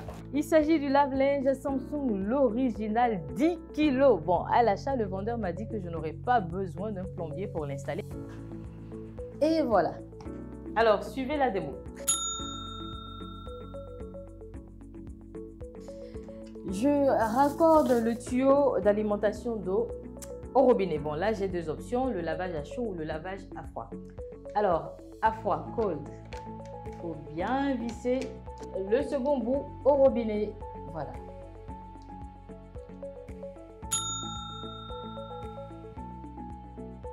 J'installe bien le tuyau d'évacuation. J'ajoute mon linge sale, bien sûr. Mon détergent, super important. Voilà, très bien. Et hop, c'est parti. Et voilà, faites comme moi, facilitez-vous la vie. Procurez-vous donc dès maintenant votre lave-linge dans l'une des boutiques Néo et Allo à partir de 279 900 francs CFA.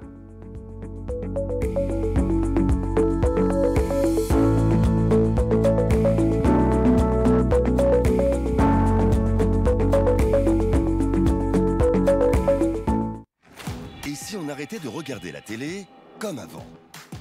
Canal+ présente le décodeur connecté. Un concentré de technologie pour une nouvelle expérience. Naviguez dans une interface fluide et immersive à la découverte du meilleur de la télévision. Plus de 50 000 programmes en replay et 300 chaînes en direct pour le plaisir de toute la famille. Prenez le contrôle du direct et revenez jusqu'à 8 heures en arrière. Grâce à la connexion Internet, gardez le signal même en cas d'intempéries. Nouveau décodeur connecté. Plongez dans la nouvelle expérience Canal+.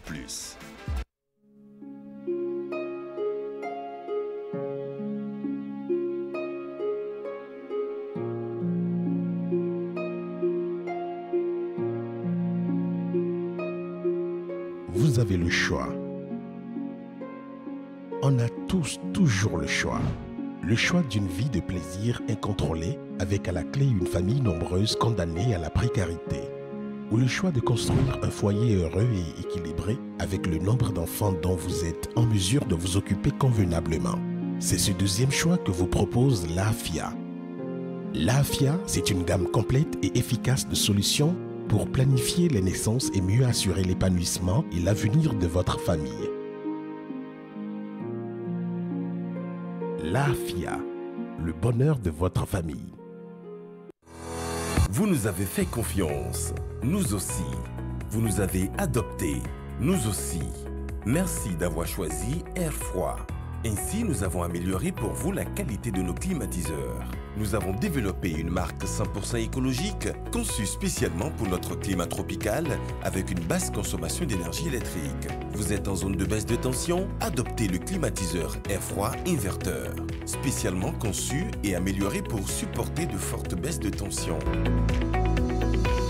Visitez notre showroom à Cotonou, à 100 mètres de l'église Saint-Jean. Air froid, des climatiseurs à basse consommation d'énergie électrique. Contact 61 17 63 77. Site web airfroidbenin.com.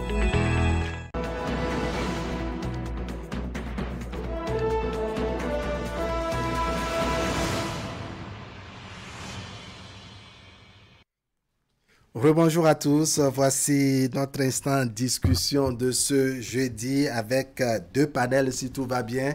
L'élection présidentielle au Rwanda avec Paul Kagame qui est reconduit si on s'en tient aux résultats certes provisoires en ce moment mais officiels tout de même. Plus de 99% des suffrages exprimés pour le leader rwandais et puis plus loin on va évoquer la satisfaction ou non des usagers ou sinon des consommateurs des produits GSM. On est tous concernés s'il faut dire les choses ainsi. William Cliquant, rebonjour. Rebonjour. Franck Aounou, bonjour. Bonjour Wahab. Allez Franck, vous avez suivi les élections en tout cas de votre manière en tout cas les élections au Rwanda. Paul Kagame qui succède à lui-même. Ça fait tout de même un plébiscite, non? Oui, est-ce qu'on dirait... Ailleurs, on parle de sans surprise. Oui, sans surprise. C'était pratiquement une formalité. Wow. Oui, c'était pratiquement une formalité. J'ai compris que c'est quelqu'un qui ménage sa monture. Il ne se lève pas du jour au lendemain. Vous avez vu la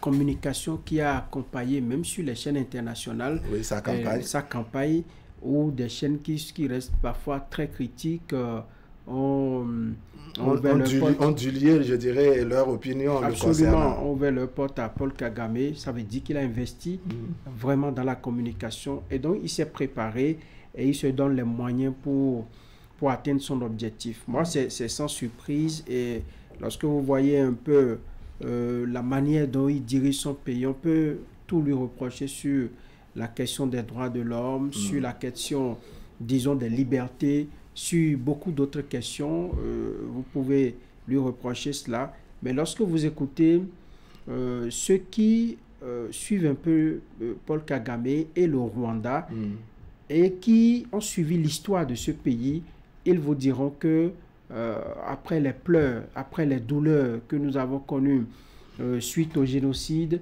eh bien, les gens, c'était le Messie. Oui, en quelque sorte, le Messie. Donc, on ne mesure plus trop le côté négatif de l'homme. On lui accorde un peu de crédit par rapport à tout ce qu'il fait, parce qu'avouons-le, il y a des actions qu'il mène en interne pour essayer de relever son pays. Son pays. Vous êtes surpris et sur le plan économique également. D'accord. Vous êtes surpris, vous, William Cliquant, de ces résultats? Aucun effet de surprise. Si Kagame ou Vladimir Poutine ou je ne sais pas qui encore, Paul Biya ou qui encore... N'allez surtout pas dire Foya Singbe ou Théodoro Biangema Mbazogo ou je ne sais pas qui encore sur le continent. Si ceux-là, même si on disait 100%, personne ne serait contre. On est habitué à ces chiffres pour leur élection. Kagame ne quitte pas la barre des 90%. Il est indétrônable et il a le soutien indéfectible de tous les Rwandais de tous bords, tout clivage exclu en fait. Caricature qui me permet de dire qu'en fait, c'est ça aussi le globalisme que nous vivons. Si tant est que ce sont des amis de l'Occident, il n'y a pas de problème. Franck a très bien fait de rappeler la communication des médias occidentaux. Les pro-droits de l'hommistes qui ont peint il n'y a pas longtemps d'une certaine manière et qui ont traité l'information d'une certaine manière au cours de la réélection de Vladimir Poutine, qui est pourtant venu au pouvoir la même année que Kagame, officiellement, et qui, entre-temps, a laissé au moins Medvedev faire un petit soubresaut. Pour souffler un peu. Au moins, lui, il a fait ça. Et il n'était pas au pouvoir avant 2000. Par contre, Kagame, depuis 1999, est la figure du Rwanda depuis 30 ans, avouons-le. Mais vous voyez, il peut être un peu mal perçu, ce Poutine, parce qu'on dira qu'il y a la guerre en Ukraine, mais le M23 et tout ce qu'il se passe dans l'Est du Congo n'empêche pas de peindre Kagame bon, juste parce qu'il est aujourd'hui grand ami, même du Bénin, et de plusieurs chancelleries qui aiment bien à collaborer avec Paul Kagame. Ainsi va le monde. Ainsi ainsi vont les droits de l'homme, comme on les perçoit. Ainsi va l'orthodoxie ou les leçons de démocratie que certaines puissances... Alors aussi, si on tourne la page des droits de l'homme, de son ancienneté, pour ne pas dire de sa longévité à la tête du pouvoir au Rwanda, est-ce qu'on peut vraiment le créditer, je dirais, des bonnes notes en ce qui concerne le développement du Rwanda? Pas au point d'en arriver à 99% le scrutin. En bon journaliste, je ne remets pas en cause les chiffres officiels, encore que les résultats attendus. Les officiels sont attendus aujourd'hui pour proclamation. Je crédite un développeur du point de vue infrastructure, positionnement de son pays, taux de croissance, économie, développement du numérique, des startups. Il a sorti un pays de l'ornière. Ils sont renés.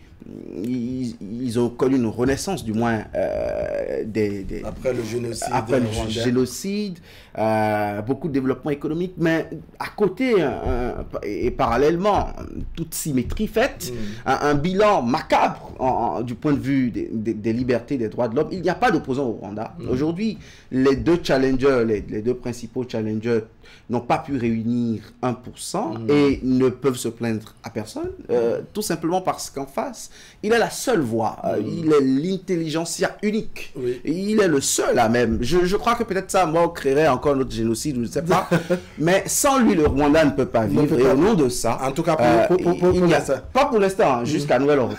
Alors, Franck, vous constatez dans votre première prise de parole qu'il n'y avait pas de surprise en ce qui concerne les résultats auxquels nous faisons face. Ce sont des résultats officiels, mais pour l'instant provisoires, donc provisoires et officiels. Est-ce que vous pensez que les challengers de Paul Kagame n'étaient vraiment pas de taille pour aller en compétition avec lui? Vous savez, depuis 2003, il avait déjà fait 95,05%. En 2017, je crois, il a fait plus de 98%. Et lorsque vous voyez l'évolution de ces résultats, Paul Kagame, face à des gens qui se prenaient comme des opposants, William l'a dit tout à l'heure, est-ce qu'ils étaient vraiment opposants à Paul Kagame? Je pense que c'est pour Vous pensez que c'est un peu comme du folklore, des gens qui sont allés pour, je ne sais pas, apporter un certain crédit à ces élections-là et c'est fini? Comparaison n'est pas raison peut-être, mais vous avez vu au Tchad ce qu'il s'est passé récemment avec l'autre Suissais Masra, qui est allé aux élections, qui a échoué. Moi, je pense que pour des cas comme le Rwanda, on trouve le moyen, on trouve la formule pour régulariser les choses. Parce qu'on dit, bon, il n'est pas un promoteur des droits de l'homme, il n'est pas trop en règle par rapport aux règles universelles, ainsi de suite. Maintenant, il fait présenter des gens qui, visiblement, sont ses adversaires. Il va et il gagne dans les urnes. Ça veut dire que... 90, il fait toujours 9 forts. 9 forts et partout, il peut brandir les résultats, puisque c'est sorti des urnes. Et vous n'avez pas entendu les observateurs à l'international dire, par exemple, qu'il y a eu mascarade, il y a eu fraude, on n'a rien entendu. Vous n'entendrez pas ça. Bon, voilà. Donc, vous n'entendez pas, ça veut dire que... Là encore, c'est sans surprise. C'est sans surprise. Et donc, au Rwanda, c'est connu que Paul Kagame va aux élections, il a tout le monde à ses pieds, et même ceux qui vont comme adversaires, il les avait à ses pieds, et les résultats le démontrent si facilement. Moi, je pense que depuis 1994, où à la suite du génocide Tutsi, je pense qu'il est revenu et il fallait cette main de fer-là, ce qu'il a imposé, au-delà de toutes les brimades, au-delà de tout ce qu'on peut reprocher en termes de liberté qui n'existe pas au Rwanda, je pense qu'il fallait cette main de fer-là pour essayer de taire un peu les divergences, les clivages et surtout, disons, les affrontements entre les communautés parce que c'était le terrain n'était pas trop, disons, équilibré sinon paisible pour que un président vienne pour diriger le Rwanda. S'il ne faisait pas cela dans le temps, peut-être qu'aujourd'hui, on aurait eu déjà une deuxième édition d'un génocide. Je pense que selon vous, c'est une méthode, comment dire, adaptée à la circonstance. Oui, je pense que le Rwanda peut se féliciter d'avoir quelqu'un qui, c'est vrai, brime les libertés, mais pense au développement du pays. Aujourd'hui, on cite par exemple la capitale rwandaise comme l'une des capitales les plus vertes au monde. On cite également le Rwanda en termes de développement, en termes de lutte. Oui, l'industrialisation est en cours, la lutte, enfin, c'est un pays éco-citoyen, ainsi de suite. Je pense qu'il y a des résultats qui vont en faveur de Paul Kagame. Maintenant, est-ce que s'il change de fusil d'épaule, on va toujours assister à cette quiétude, non, à cette quiétude, à cette, disons, cette entente visible qui existe entre les communautés jusque-là? C'est la question que moi je me pose. Si c'était quelqu'un de très flexible, qui, disons, laisse tout passer, opposition, parce que le laisser aller allait permettre d'atteindre les résultats actuels. Parce que la perception que nous avons de la politique en Afrique, vous voyez des gens qui parfois ont de très belles idées, qui viennent au pouvoir, mais qui sont bloqués par les idées politiques, qui sont bloqués par, disons, l'activité politique. Nous avons un exemple encore chez nous, au Bénin. À un moment donné de l'histoire, on a vu comment au Parlement, Boni Yayi a souffert. On a dû prendre des ordonnances pour exécuter des budgets dans ce pays, alors que peut-être les idées de Boni Yayi ne manquaient pas de pertinence, mais vu la forte dose de la politique où on voulait mettre la politique partout, on voulait tout régler par la politique, on a assisté à cela. Donc dans d'autres pays, cela pouvait se passer. Je pense que Paul Kagame a tiré le son de tout cela et a imposé...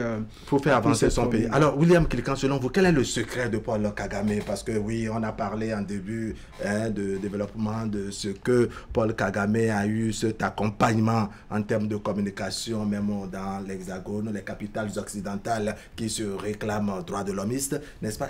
Comment vous comprenez, je dirais, cette adaptation ou bien ce mariage, en tout cas cette cohabitation entre Paul Kagame et à qui on reproche les questions de droits de l'homme et ceux-là qui sont, je dirais, les donneurs de leçons en quelque sorte en termes de droits de l'homme?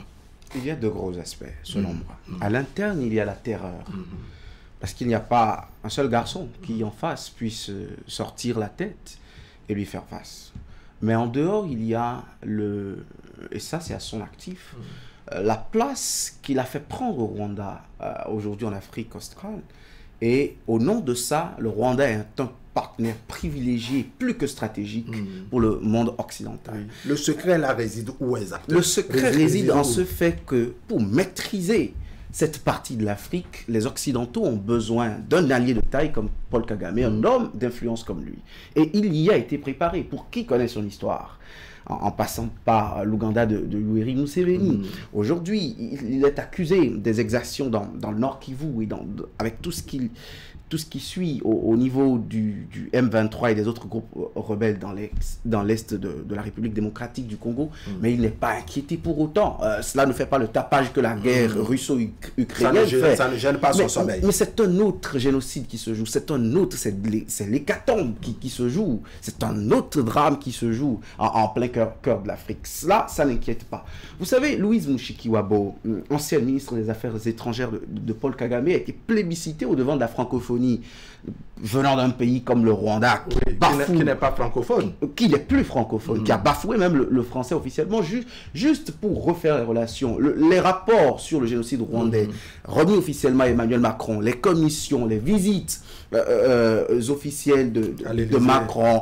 En fait, aujourd'hui, plus que jamais, on a besoin d'un allié comme Paul Kagame. On lui fait la cour, on lui lèche les bottes à la limite, on lui fait du terreau fertile, il a le vent en poupe et au nom de ça, il a cette hégémonie qu'il a aujourd'hui en Afrique. Quitte à ce qu'il fasse des élections à la Foria Singbe, du faire-valoir pur et simple, cela ne gêne pas. Si tant est qu'il ne s'éternise pas au pouvoir, c'est que au nom du principe de ce que quelque chose a été fait, qu'on a appelé élection, sans aucun contenu au fond, il est ami des Occidentaux. Et figurez-vous, même si Paul Kagame ne leur faisait pas le plaisir d'organiser ces élections, je ne sais pas quel moyen de pression ils ont sur lui. Aujourd'hui, quand je dis Occident, ne voyez pas que la France que je cite. Quand je parle de tout l'Occident global, même les États-Unis. Aujourd'hui, c'est un partenaire stratégique en Afrique centrale, Paul Kagame. Il aura réussi à le faire. Quoi qu'on lui reproche, que je lui reproche,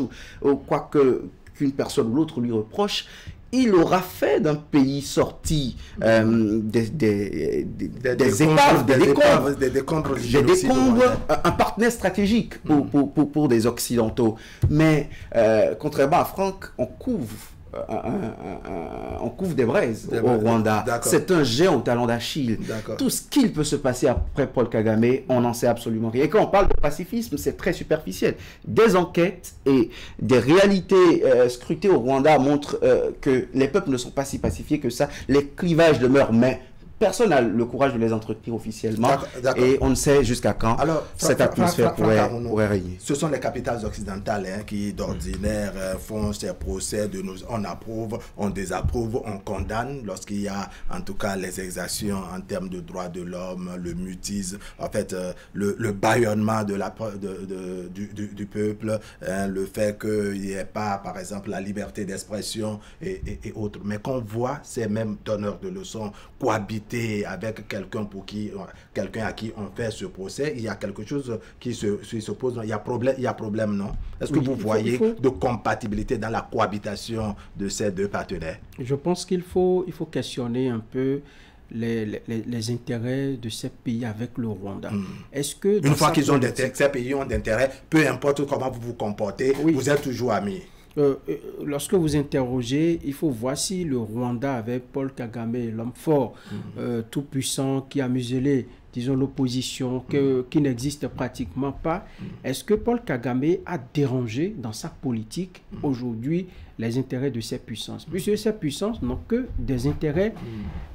L'amitié vient après ces intérêts-là, lorsque l'intérêt est sauvegardé. L'intérêt précède l'amitié. Et donc, lorsque vous questionnez ces relations, on n'a pas encore de bruit en tant que tel entre le Rwanda et puis ces pays. Donc, disons les capitales du Rwanda et celles de ces pays-là, ça marche très bien, la ligne est bien tracée. À partir de ce moment, pourquoi voulez-vous que ces puissances-là puissent aller contre la politique du Rwanda ou de Paul Kagame? Moi, je pense que ça n'arrivera pas. Au-delà de cela, dans ces pays-là, véritablement, en dehors de quelques-uns, est-ce que les questions de droits de l'homme sont véritablement des questions déjà tranchées? Lorsque vous y allez, vous fouillez très bien, on ne me dira que, par exemple, dans les pays comme la Russie, dans les pays comme, même dans les pays comme la France et autres, il y a encore des questions des droits de l'homme qui sont posées, qui sont en débat dans ces pays-là. Et donc, à partir de ce moment, il va vous dire, mais vous me donnez des leçons, mais chez vous, vous voyez aujourd'hui ce que sont devenues les démocraties les plus adulées au monde, en France et aux États-Unis, tout ce qui se passe aujourd'hui, on sent que ces donneurs de leçons ne sont pas en réalité à l'abri de ces problèmes que nous connaissons. Ces donneurs de leçons ont besoin d'aller aussi à une autre école. Jeune démocratie, à une autre école, jeune démocratie que nous sommes, nous traînons encore les mêmes problèmes que ces pays-là qui ont déjà plusieurs années de démocratie, qui sont vieux en matière d'exercice de la démocratie, de pratique de la démocratie. Et donc, je pense que Paul Kagame, il surfe sur tous ces aspects-là pour diriger son pays. Et mieux, c'est qu'il n'y a que les dirigeants qui se laissent faire que ces puissances-là manipulent. Lorsque vous voyez quelqu'un qui, par la rébellion, a pu renverser un gouvernement très extrémiste dans le temps, le gouvernement Hutu, qui était à l'origine de ce génocide-là, qui a fait près de 800 000 morts. Je pense que c'est quelqu'un qu'il faut craindre. Et ces puissances-là craignent aujourd'hui, est-ce que c'était sans ces puissances? Oui. Point d'interrogation. Est-ce que c'était sans l'accompagnement? Sans l'accompagnement. Est-ce qu'Abiyarimana et tout ce qu'il y a avec l'histoire du Rwanda, c'était sans ces puissances? Oui, mais on peut les appeler de ce qu'on a sous la main. Moi, je pense plutôt que Kagame est l'enfant fait par les Occidentaux pour assouvir les desseins de l'Occident en Afrique centrale. Oui, il a fait la rébellion sans leur appui. Et vous savez, moi, c'est tout ce qui m'inquiète dans des questions comme Kagame. Quand on présente les gens comme Kagame comme des modèles, moi je dis qu'il faut dire à notre jeunesse que ce sont des modèles à déconstruire. D'accord. Alors, oui, la réelle question que je m'en vais vous poser, c'est de voir ceux-là qui le présentent comme modèle, qui sont les grandes démocraties, qui sont, comme on dit, les donneurs de leçons, n'est-ce pas, qui cohabitent sans état d'âme, n'est-ce pas, avec quelqu'un à qui on fait le procès de droits de l'homme, à qui on fait le procès de musulmans de la presse, de musulmans de l'opposition, du bâillonnement de l'opposition et autres. Est-ce que vous comprenez cela? Est-ce que vous ne pensez pas qu'au niveau de ces puissances occidentales qu'il y a véritablement problème? Cela ne date pas d'aujourd'hui. Ils ont toujours eu des rapports d'intérêt avec tout le monde. Et ça aussi, c'est de la réelle politique. Et comme disait Franck, les intérêts précèdent les amitiés. Vous savez, ce que Paul Kagame fait, c'est la même chose que Assimi Goïta a fait, en supprimant les partis politiques, toute obédience confondue. C'est presque la même chose, mais le traitement n'était pas le même. C'était visiblement le schéma de parti unique, on se contente de suivre la ligne directrice des autorités au pouvoir. Ça ne gêne pas outre mesure. Ce que Traoré fait et sur lequel la presse occidentale communique depuis près de 30 jours, les enlèvements que tout le monde dénonce, au Rwanda, c'est monnaie courante. Mais ça n'intéresse pas. Juste parce que l'amitié fait cacher les vices et l'amour fait révéler plutôt les bons aspects. On préfère se pencher sur les bons côtés. C'est le même procès que nous avons fait au monde global. Quand ils allaient faire la Coupe du Monde au Qatar, on disait, mais attendez, ce sont ceux-là qui sont anti-écologie, anti-droits de l'homme, c'est avec eux que vous devenez amis. Si entre-temps, les milliards des pétrodollars peuvent servir aux intérêts, si le pétrole peut faire tourner les usines, si les ressources naturelles peuvent permettre... Si on tient compte de ça, ne venez plus nous donner des leçons. C'est justement là que nous faisons le débat et nous disons, ne regardons pas la tête de ceux qui prônent la démocratie, regardons le principe et les valeurs que cela permet de conserver. Donc, il ne faut pas regarder les membres du jury. Il faut regarder la matière. Et ce que nous y gagnons. Parce que, contrairement à France, moi, je trouve que ces pays ont dépassé certains débats en matière de démocratie. Qu'on le veuille ou non. Pour leurs intérêts. Dépasser certains débats en matière de démocratie chez eux. Chez eux, justement. Mais ce n'est pas la même chose qu'ils applaudissent. Ce n'est pas la même chose qu'ils applaudissent sur le continent. Absolument. Au nom de la démocratie, vous avez vu, par exemple, les législatives anticipées en France, venues au lendemain des européennes. Le même peuple, pour deux objectifs différents, donne le pouvoir à deux idées extrêmement opposées, juste parce qu'à l'intérieur de la France, on voulait une stabilité donnée, on a préféré donner le pouvoir à la gauche, mais pour aller défendre les intérêts de la France en Europe, on a envoyé au Parlement européen en majorité l'extrême droite. En fait, c'est ce niveau que nos peuples n'ont pas atteint. Sinon, aucun président ne ferait 99% de suffrage à une élection. Il y a également un élément qui pèse dans la balance. Voyez, tous ces morts que le Rwanda a enregistrés. Aujourd'hui, pourquoi les Rwandais, la majorité ne se plaint pas à grands cris, c'est que on se rappelle encore ces séquelles-là que nous avons, qu'ils ont reçues du génocide. Et lorsque vous mettez ça dans la balance, ça pèse pour beaucoup. C'est celui-là qui est venu mettre un terme aux tueries. C'est celui-là qui est venu nous apporter un minimum de paix, de stabilité. Et donc, même quand il y a des brûlements, on dit, bon, faisons avec. Et du coup, c'est que Kagame a le vent en poupe, et ce qui empêche évidemment les fissures qui pourraient profiter aux puissances occidentales. Parce que quand il n'y a pas trop de bruit en interne, Les opposants ne peuvent pas s'en mauvais, on se refuse de fermer, de boucher les narines. Dans des contextes pareils, je finis rapidement. Dans des contextes pareils, sous d'autres cieux, c'est plutôt ces Occidentaux, quand vous n'êtes pas amis, qui fomentent et qui préparent les opposants. Votre départ ou réduit au mieux maintenant votre séjour à la tête du pouvoir. Allez, on va évoluer dans le débat et évoquer maintenant, je dirais, les prestations de services des réseaux de téléphonie mobile. Êtes-vous satisfait, William Cliquant, des prestations, d'abord des produits de ces réseaux sociaux, pardon, de ces réseaux GSM? Je dis non. Quand je dis non, c'est... Vous êtes métallique. Je suis péremptoire et métallique en plus.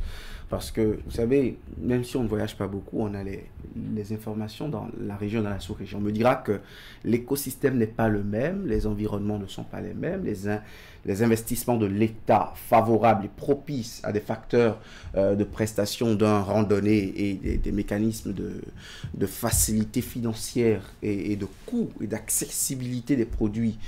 Toutes ces choses ne sont pas les mêmes dans tous les pays de la sous-région, mais je crois que le monopole binaire ou je sais pas, la balance à deux poids de ces GSM pendant longtemps dans notre pays a favorisé une certaine hégémonie et une domination, une maîtrise du marché qui s'effrite légèrement depuis l'avènement d'un réseau de téléphonie mobile local,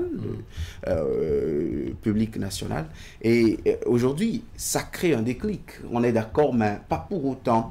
Les coûts sont toujours en hausse. Les produits proposés, contrairement aux exigences et à l'environnement sous-régional et régional, ces produits posent toujours problème, notamment par rapport à la data, par rapport à Internet. D'accord. William, Franck Abounou, vous avez la même lecture des choses en ce qui concerne la prestation des réseaux de téléphonie mobile et les produits qu'on met à la disposition des abonnés? Je pense que j'ai la même lecture que William et que beaucoup d'autres Béninois. On a l'impression que on investit un peu dans le vide. Parce que vous avez parfois des situations qui se produisent où vous investissez, vous rechargez votre compte, vous mettez de la connexion Internet et vous êtes difficile de pouvoir passer des appels, de pouvoir naviguer ou de pouvoir faire des activités avec. Et quand le délai arrive, en même temps, ça expire et c'est fini. Absolument, ça expire, ça n'attend pas parce que c'est une... Je pense que c'est un... Il y a une durée bien fixée. Il y a une durée bien fixée. Et chez eux, c'est que ça passe et c'est comme ça que c'est fait. Dans la pratique, quand vous voulez que tous les réseaux, pratiquement tous les réseaux GSM, il y en a qui sont champions dedans. Et on pense qu'avec l'évolution des choses aujourd'hui, ça va changer, mais ça s'empire. Parfois, vous restez sans connexion. Parfois, vous restez sans pouvoir appeler. Et il est difficile, même pour ces réseaux-là, d'envoyer un texto pour vous dire... Pour présenter les excuses, vous expliquer un peu la situation. Oui, c'est se moquer des clients. C'est se moquer du peuple béninois. Je sais que ces dernières années, il y a eu des efforts qui ont été faits pour réduire un peu le coût de la communication. Oui. Et ça, je pense que même le consommateur, le président d'association de consommateurs qui est passé ici hier, il a reconnu, lorsque vous allez dans un pays voisin comme le Togo, la communication coûte extrêmement cher là-bas. On m'a dit, je ne connais pas pour le cas du Burkina Faso, mais on m'a dit que là-bas également, la communication coûte extrêmement cher. Donc sur ce plan-là, on reconnaît qu'il y a eu des efforts qui ont été faits. Mais la prestation même de ces réseaux GSM, parfois on a l'impression qu'on nous gruge. Tu n'as même pas une impression. Parfois on vous gruge, parce que vous mettez tout de suite de la connexion Internet et quelques minutes après... Est-ce que vous sentez la réaction, je dirais, ou les efforts des syndicats des consommateurs? Qu'est-ce qu'ils peuvent, ces consommateurs? Dans un passé pas trop lointain, je sais qu'ils avaient beaucoup d'énergie à défendre les consommateurs, à pouvoir mener des actions pour obtenir des résultats. Mais depuis un moment, il s'arrête à ce que vous avez fait hier, il s'arrête à quelques communiqués, il s'arrête à quelques condamnations, et puis c'est tout. Je pense que même l'État devrait aider ces associations de consommateurs-là à avoir plus de poids dans les activités qu'ils mènent. Qu'ils puissent rester, par exemple, en justice au nom des consommateurs, qu'ils puissent mener des actions concrètes, qu'ils puissent obliger ces réseaux GSM-là à pouvoir s'aligner sur les normes. Parfois, on a l'impression qu'on est bafoué dans nos droits. Nos droits sont bafoués et personne ne dit rien. Pour nous défendre. Parce que quand vous allez, ils trouvent des explications à vous donner. On vous dit, voilà, en fonction de votre téléphone, en fonction de ci et de ça. D'autres pays ont fini avec ce problème. Partout, on a mis des Wi-Fi. La connexion Wi-Fi est partout dans les pays assez développés, si bien que lorsque vous êtes dans ces conditions-là, vous ne pouvez pas être l'esclave d'un réseau GSM. Alors, on va évoquer ces chiffres. 176 plaintes seulement pour le compte de l'année 2023, puisque l'ARCEP a publié son rapport annuel de travail où tout cela est ressorti. Sur tant d'abonnés, de façon globale, je ne veux pas citer pour faire de publicité, pour les différents réseaux GSM que nous avons opérationnels sur le terrain et qu'on n'a que 176 plaintes. Et ça dit que vraiment, on est tellement fatigué, les abonnés sont vraiment fatigués d'aller se plaindre malgré, je dirais, les prestations quelque peu défectueuses par moment de ces partenaires GSM. Oui, il y a cet aspect, l'aspect selon lequel les gens sont fatigués, mais interroger aussi le niveau de juridicité de nos populations. Elles n'ont pas forcément la culture de la plainte. La culture la plus... Quand on parle de plainte ici, ce sont des plaintes écrites, formelles, des courriers de... Bon, ce n'est pas un contentieux, mais c'est quand même une plainte en bonne et due forme. Nos populations préfèrent appeler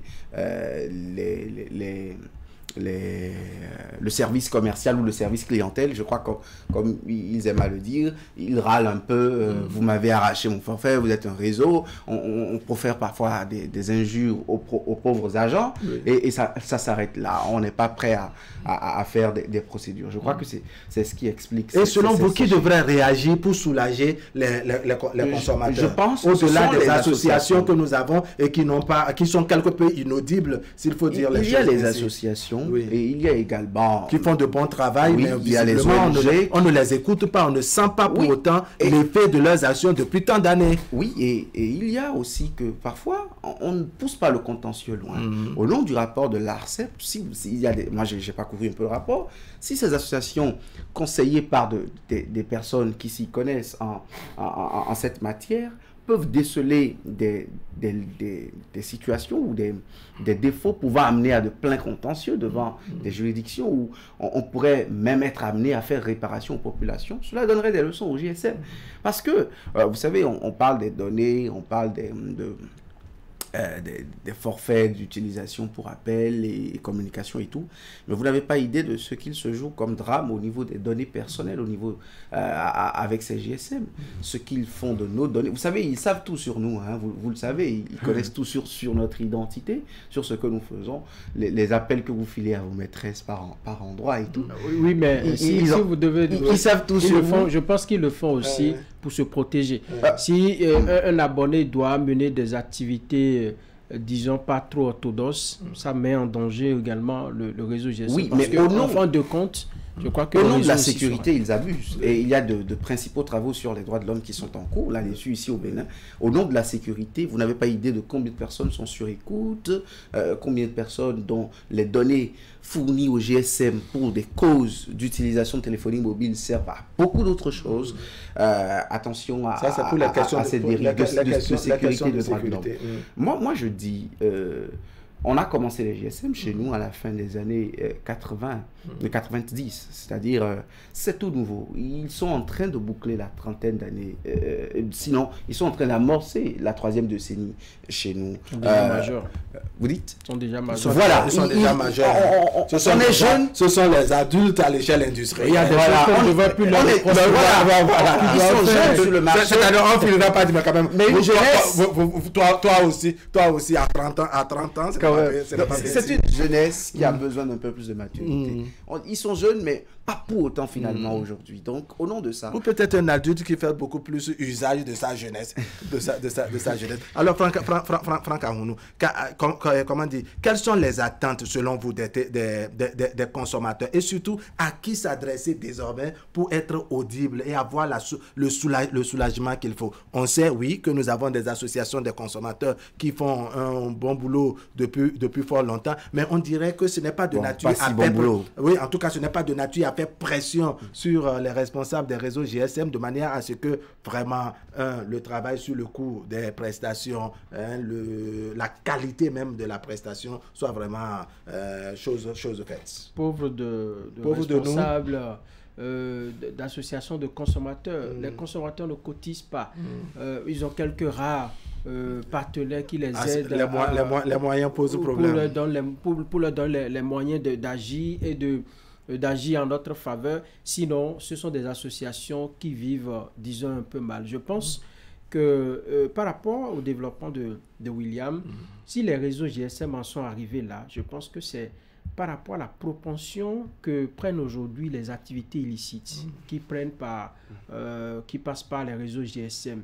La cybercriminalité, dans les années 90, dont vous parlez, 90, même jusqu'en 2000, on n'était pas aussi confronté à des problèmes de cybercriminalité. Aujourd'hui, si on ne suit pas ces données, vous voyez un jeune enfant de 18 ans qui est dans son salon, quelque part, un peu caché, peut rester là et utiliser votre nom pour arnaquer quelqu'un. Et on viendra vous chercher d'abord.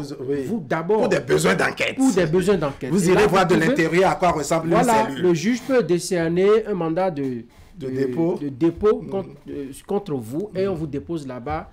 Vous allez vous reposer un peu quelques mois pour qu'on puisse retrouver l'individu en question. Donc je pense que c'est ça qui a amené les GSM à s'engager dans ces mesures. Mais on note également qu'au niveau des associations des consommateurs, il y a des actions qui sont souvent posées, n'est-ce pas, où on sollicite les consommateurs eux-mêmes, mais ils n'accompagnent pas, je dirais, les responsables de leurs associations. Je prends le cas, par exemple, de Herman Metton, qui est également dans ce combat pour les consommateurs. Il y a quelques années en arrière, il avait organisé, n'est-ce pas, pour protester, je dirais, sur la qualité des prestations des réseaux GSM et autres. Il avait sollicité une marche de protestation des consommateurs, mais il n'avait vu personne pratiquement. Je me rappelle qu'à Combessi avait dit une journée sans communication. Et on lui a dit merde. Et on lui a dit non, parce que tout simplement, nous sommes addicts, nous sommes dépendants aujourd'hui de l'Internet, nous sommes dépendants des prestations des réseaux GSM. Vous voulez, celui qui doit envoyer un moment à sa fille quelque part à Banikwara, vous lui dites, ne fais rien en une journée. Oui, ce serait difficile. C'est justement le niveau d'éducation sur lequel il faut mettre l'accent. D'accord. Parce qu'avant, je ne sais pas, avant 2010 ou 2009, quand il est à Banikwara et son enfant est à Cotonou, il lui envoyait de l'argent.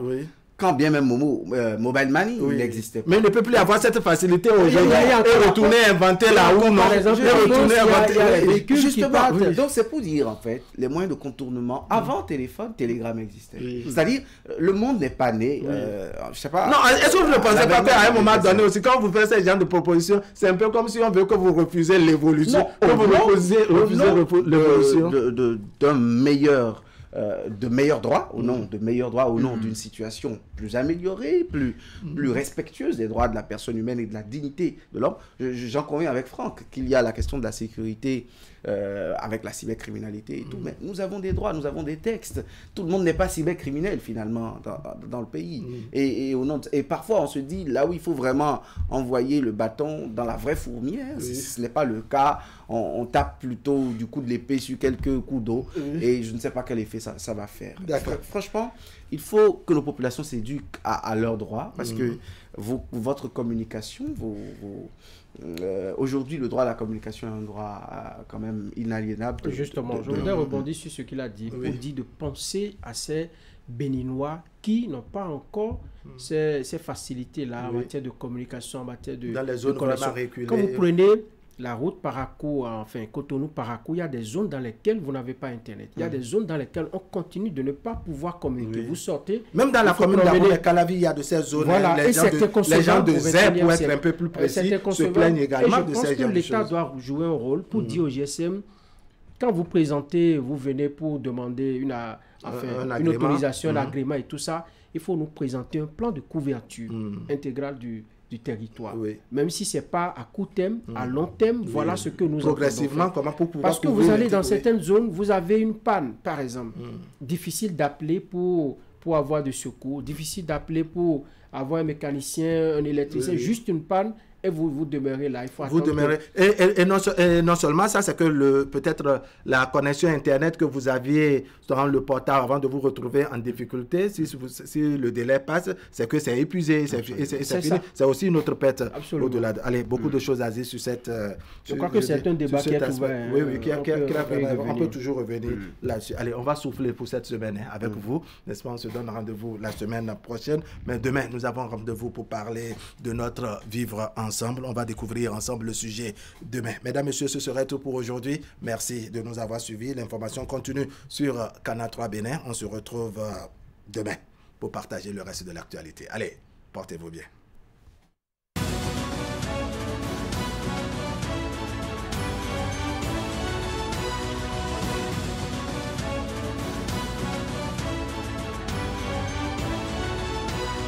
Mesdames et messieurs, bonjour. Les inondations seront bientôt un souvenir lointain pour les habitants de Cotonou, annonce la Nation ce matin. Le quotidien du service public présente à sa page 2 le nouveau visage du quartier Akwakwa d'Odomé qui se laisse admirer. Les bicotes, les immondices et l'insalubrité, on se déplace à des voies pavées, des canalisations, un éclairage moderne et d'autres infrastructures censées libérer le quartier et ses environs du dictat des eaux. Le quartier a pris un coup de modernité. C'est le jour et la nuit entre l'ancien visage et celui qu'il présente actuellement. Témoignent les habitants du quartier dans les colonnes du journal. On a de la joie à vivre dans un cadre de vie comme celui-ci, se félicite Auguste Simenou qui y vit depuis plus de 15 ans. Cette joie, selon la Nation, les populations la doivent au programme d'assainissement pluvial de Cotonou, dont l'un des projets, le projet de gestion des eaux pluviales et de résilience urbaine, a permis la réalisation d'une série d'ouvrages dont un bassin versant Y, des rues aménagées et des espaces arborisés. Oswald Gangpo, coordonnateur du PAPC, les responsables de l'entreprise HNRB en charge des travaux, la mission de contrôle et les élus de la ville ont refait le tour de ces réalisations le mercredi 17 juillet 2024. Une descente qui, précise le Canard, vise à s'assurer que l'entreprise a exécuté diligemment son cahier de charges. Le coordonnateur du PAPC explique qu'il était important pour les acteurs commis à diverses tâches autour de la réalisation des travaux de s'assurer que tout est aux normes, que les ultimes observations faites ont été respectées par l'entreprise. Le matinal ajoute pour sa part que la tournée s'est poursuivie à Agla-Setovi, où l'impact du PAPC est particulièrement visible.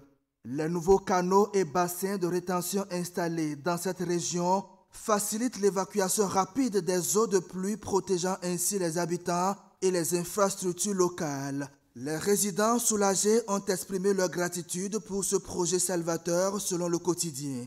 Enfin, la visite a pris fin sur le site du bassin de rétention de Vaudier. Ce bassin, conçu pour stocker temporairement les eaux de pluie avant leur évacuation contrôlée, représente une innovation majeure dans la lutte contre les inondations.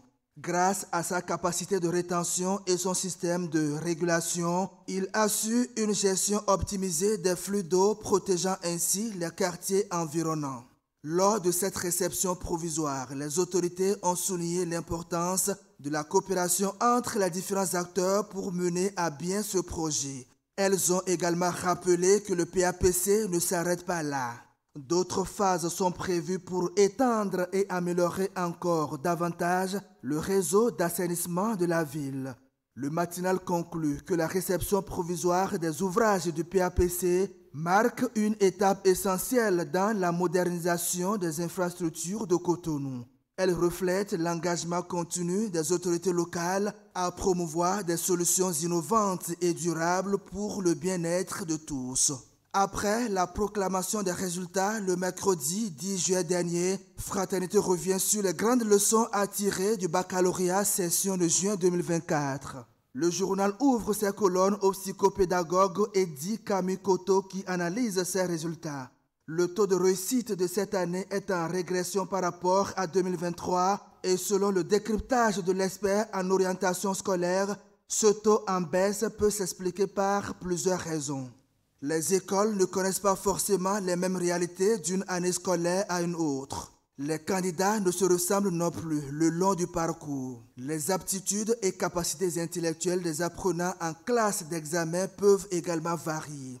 Il faut aussi reconnaître que d'année en année, les candidats sont de plus en plus jeunes avec une fragilité intellectuelle, analyse-t-il. En ce qui concerne le fossé constaté entre les départements du Nord et ceux du Sud, l'expert pense que les apprenants du Nord ne sont pas souvent logés à la même enseigne que ceux du Sud. Il en est de même pour les enseignants. Selon lui, ils sont très peu les enseignants du Sud qui accepteraient délibérément de rejoindre le Nord pour y continuer leur carrière. Ensuite, il faut reconnaître qu'au Nord, les infrastructures ne sont pas en nombre suffisant, ce qui influence aussi les rendements des apprenants, fait constater Eddy Camus-Coteau. Merci de votre aimable attention.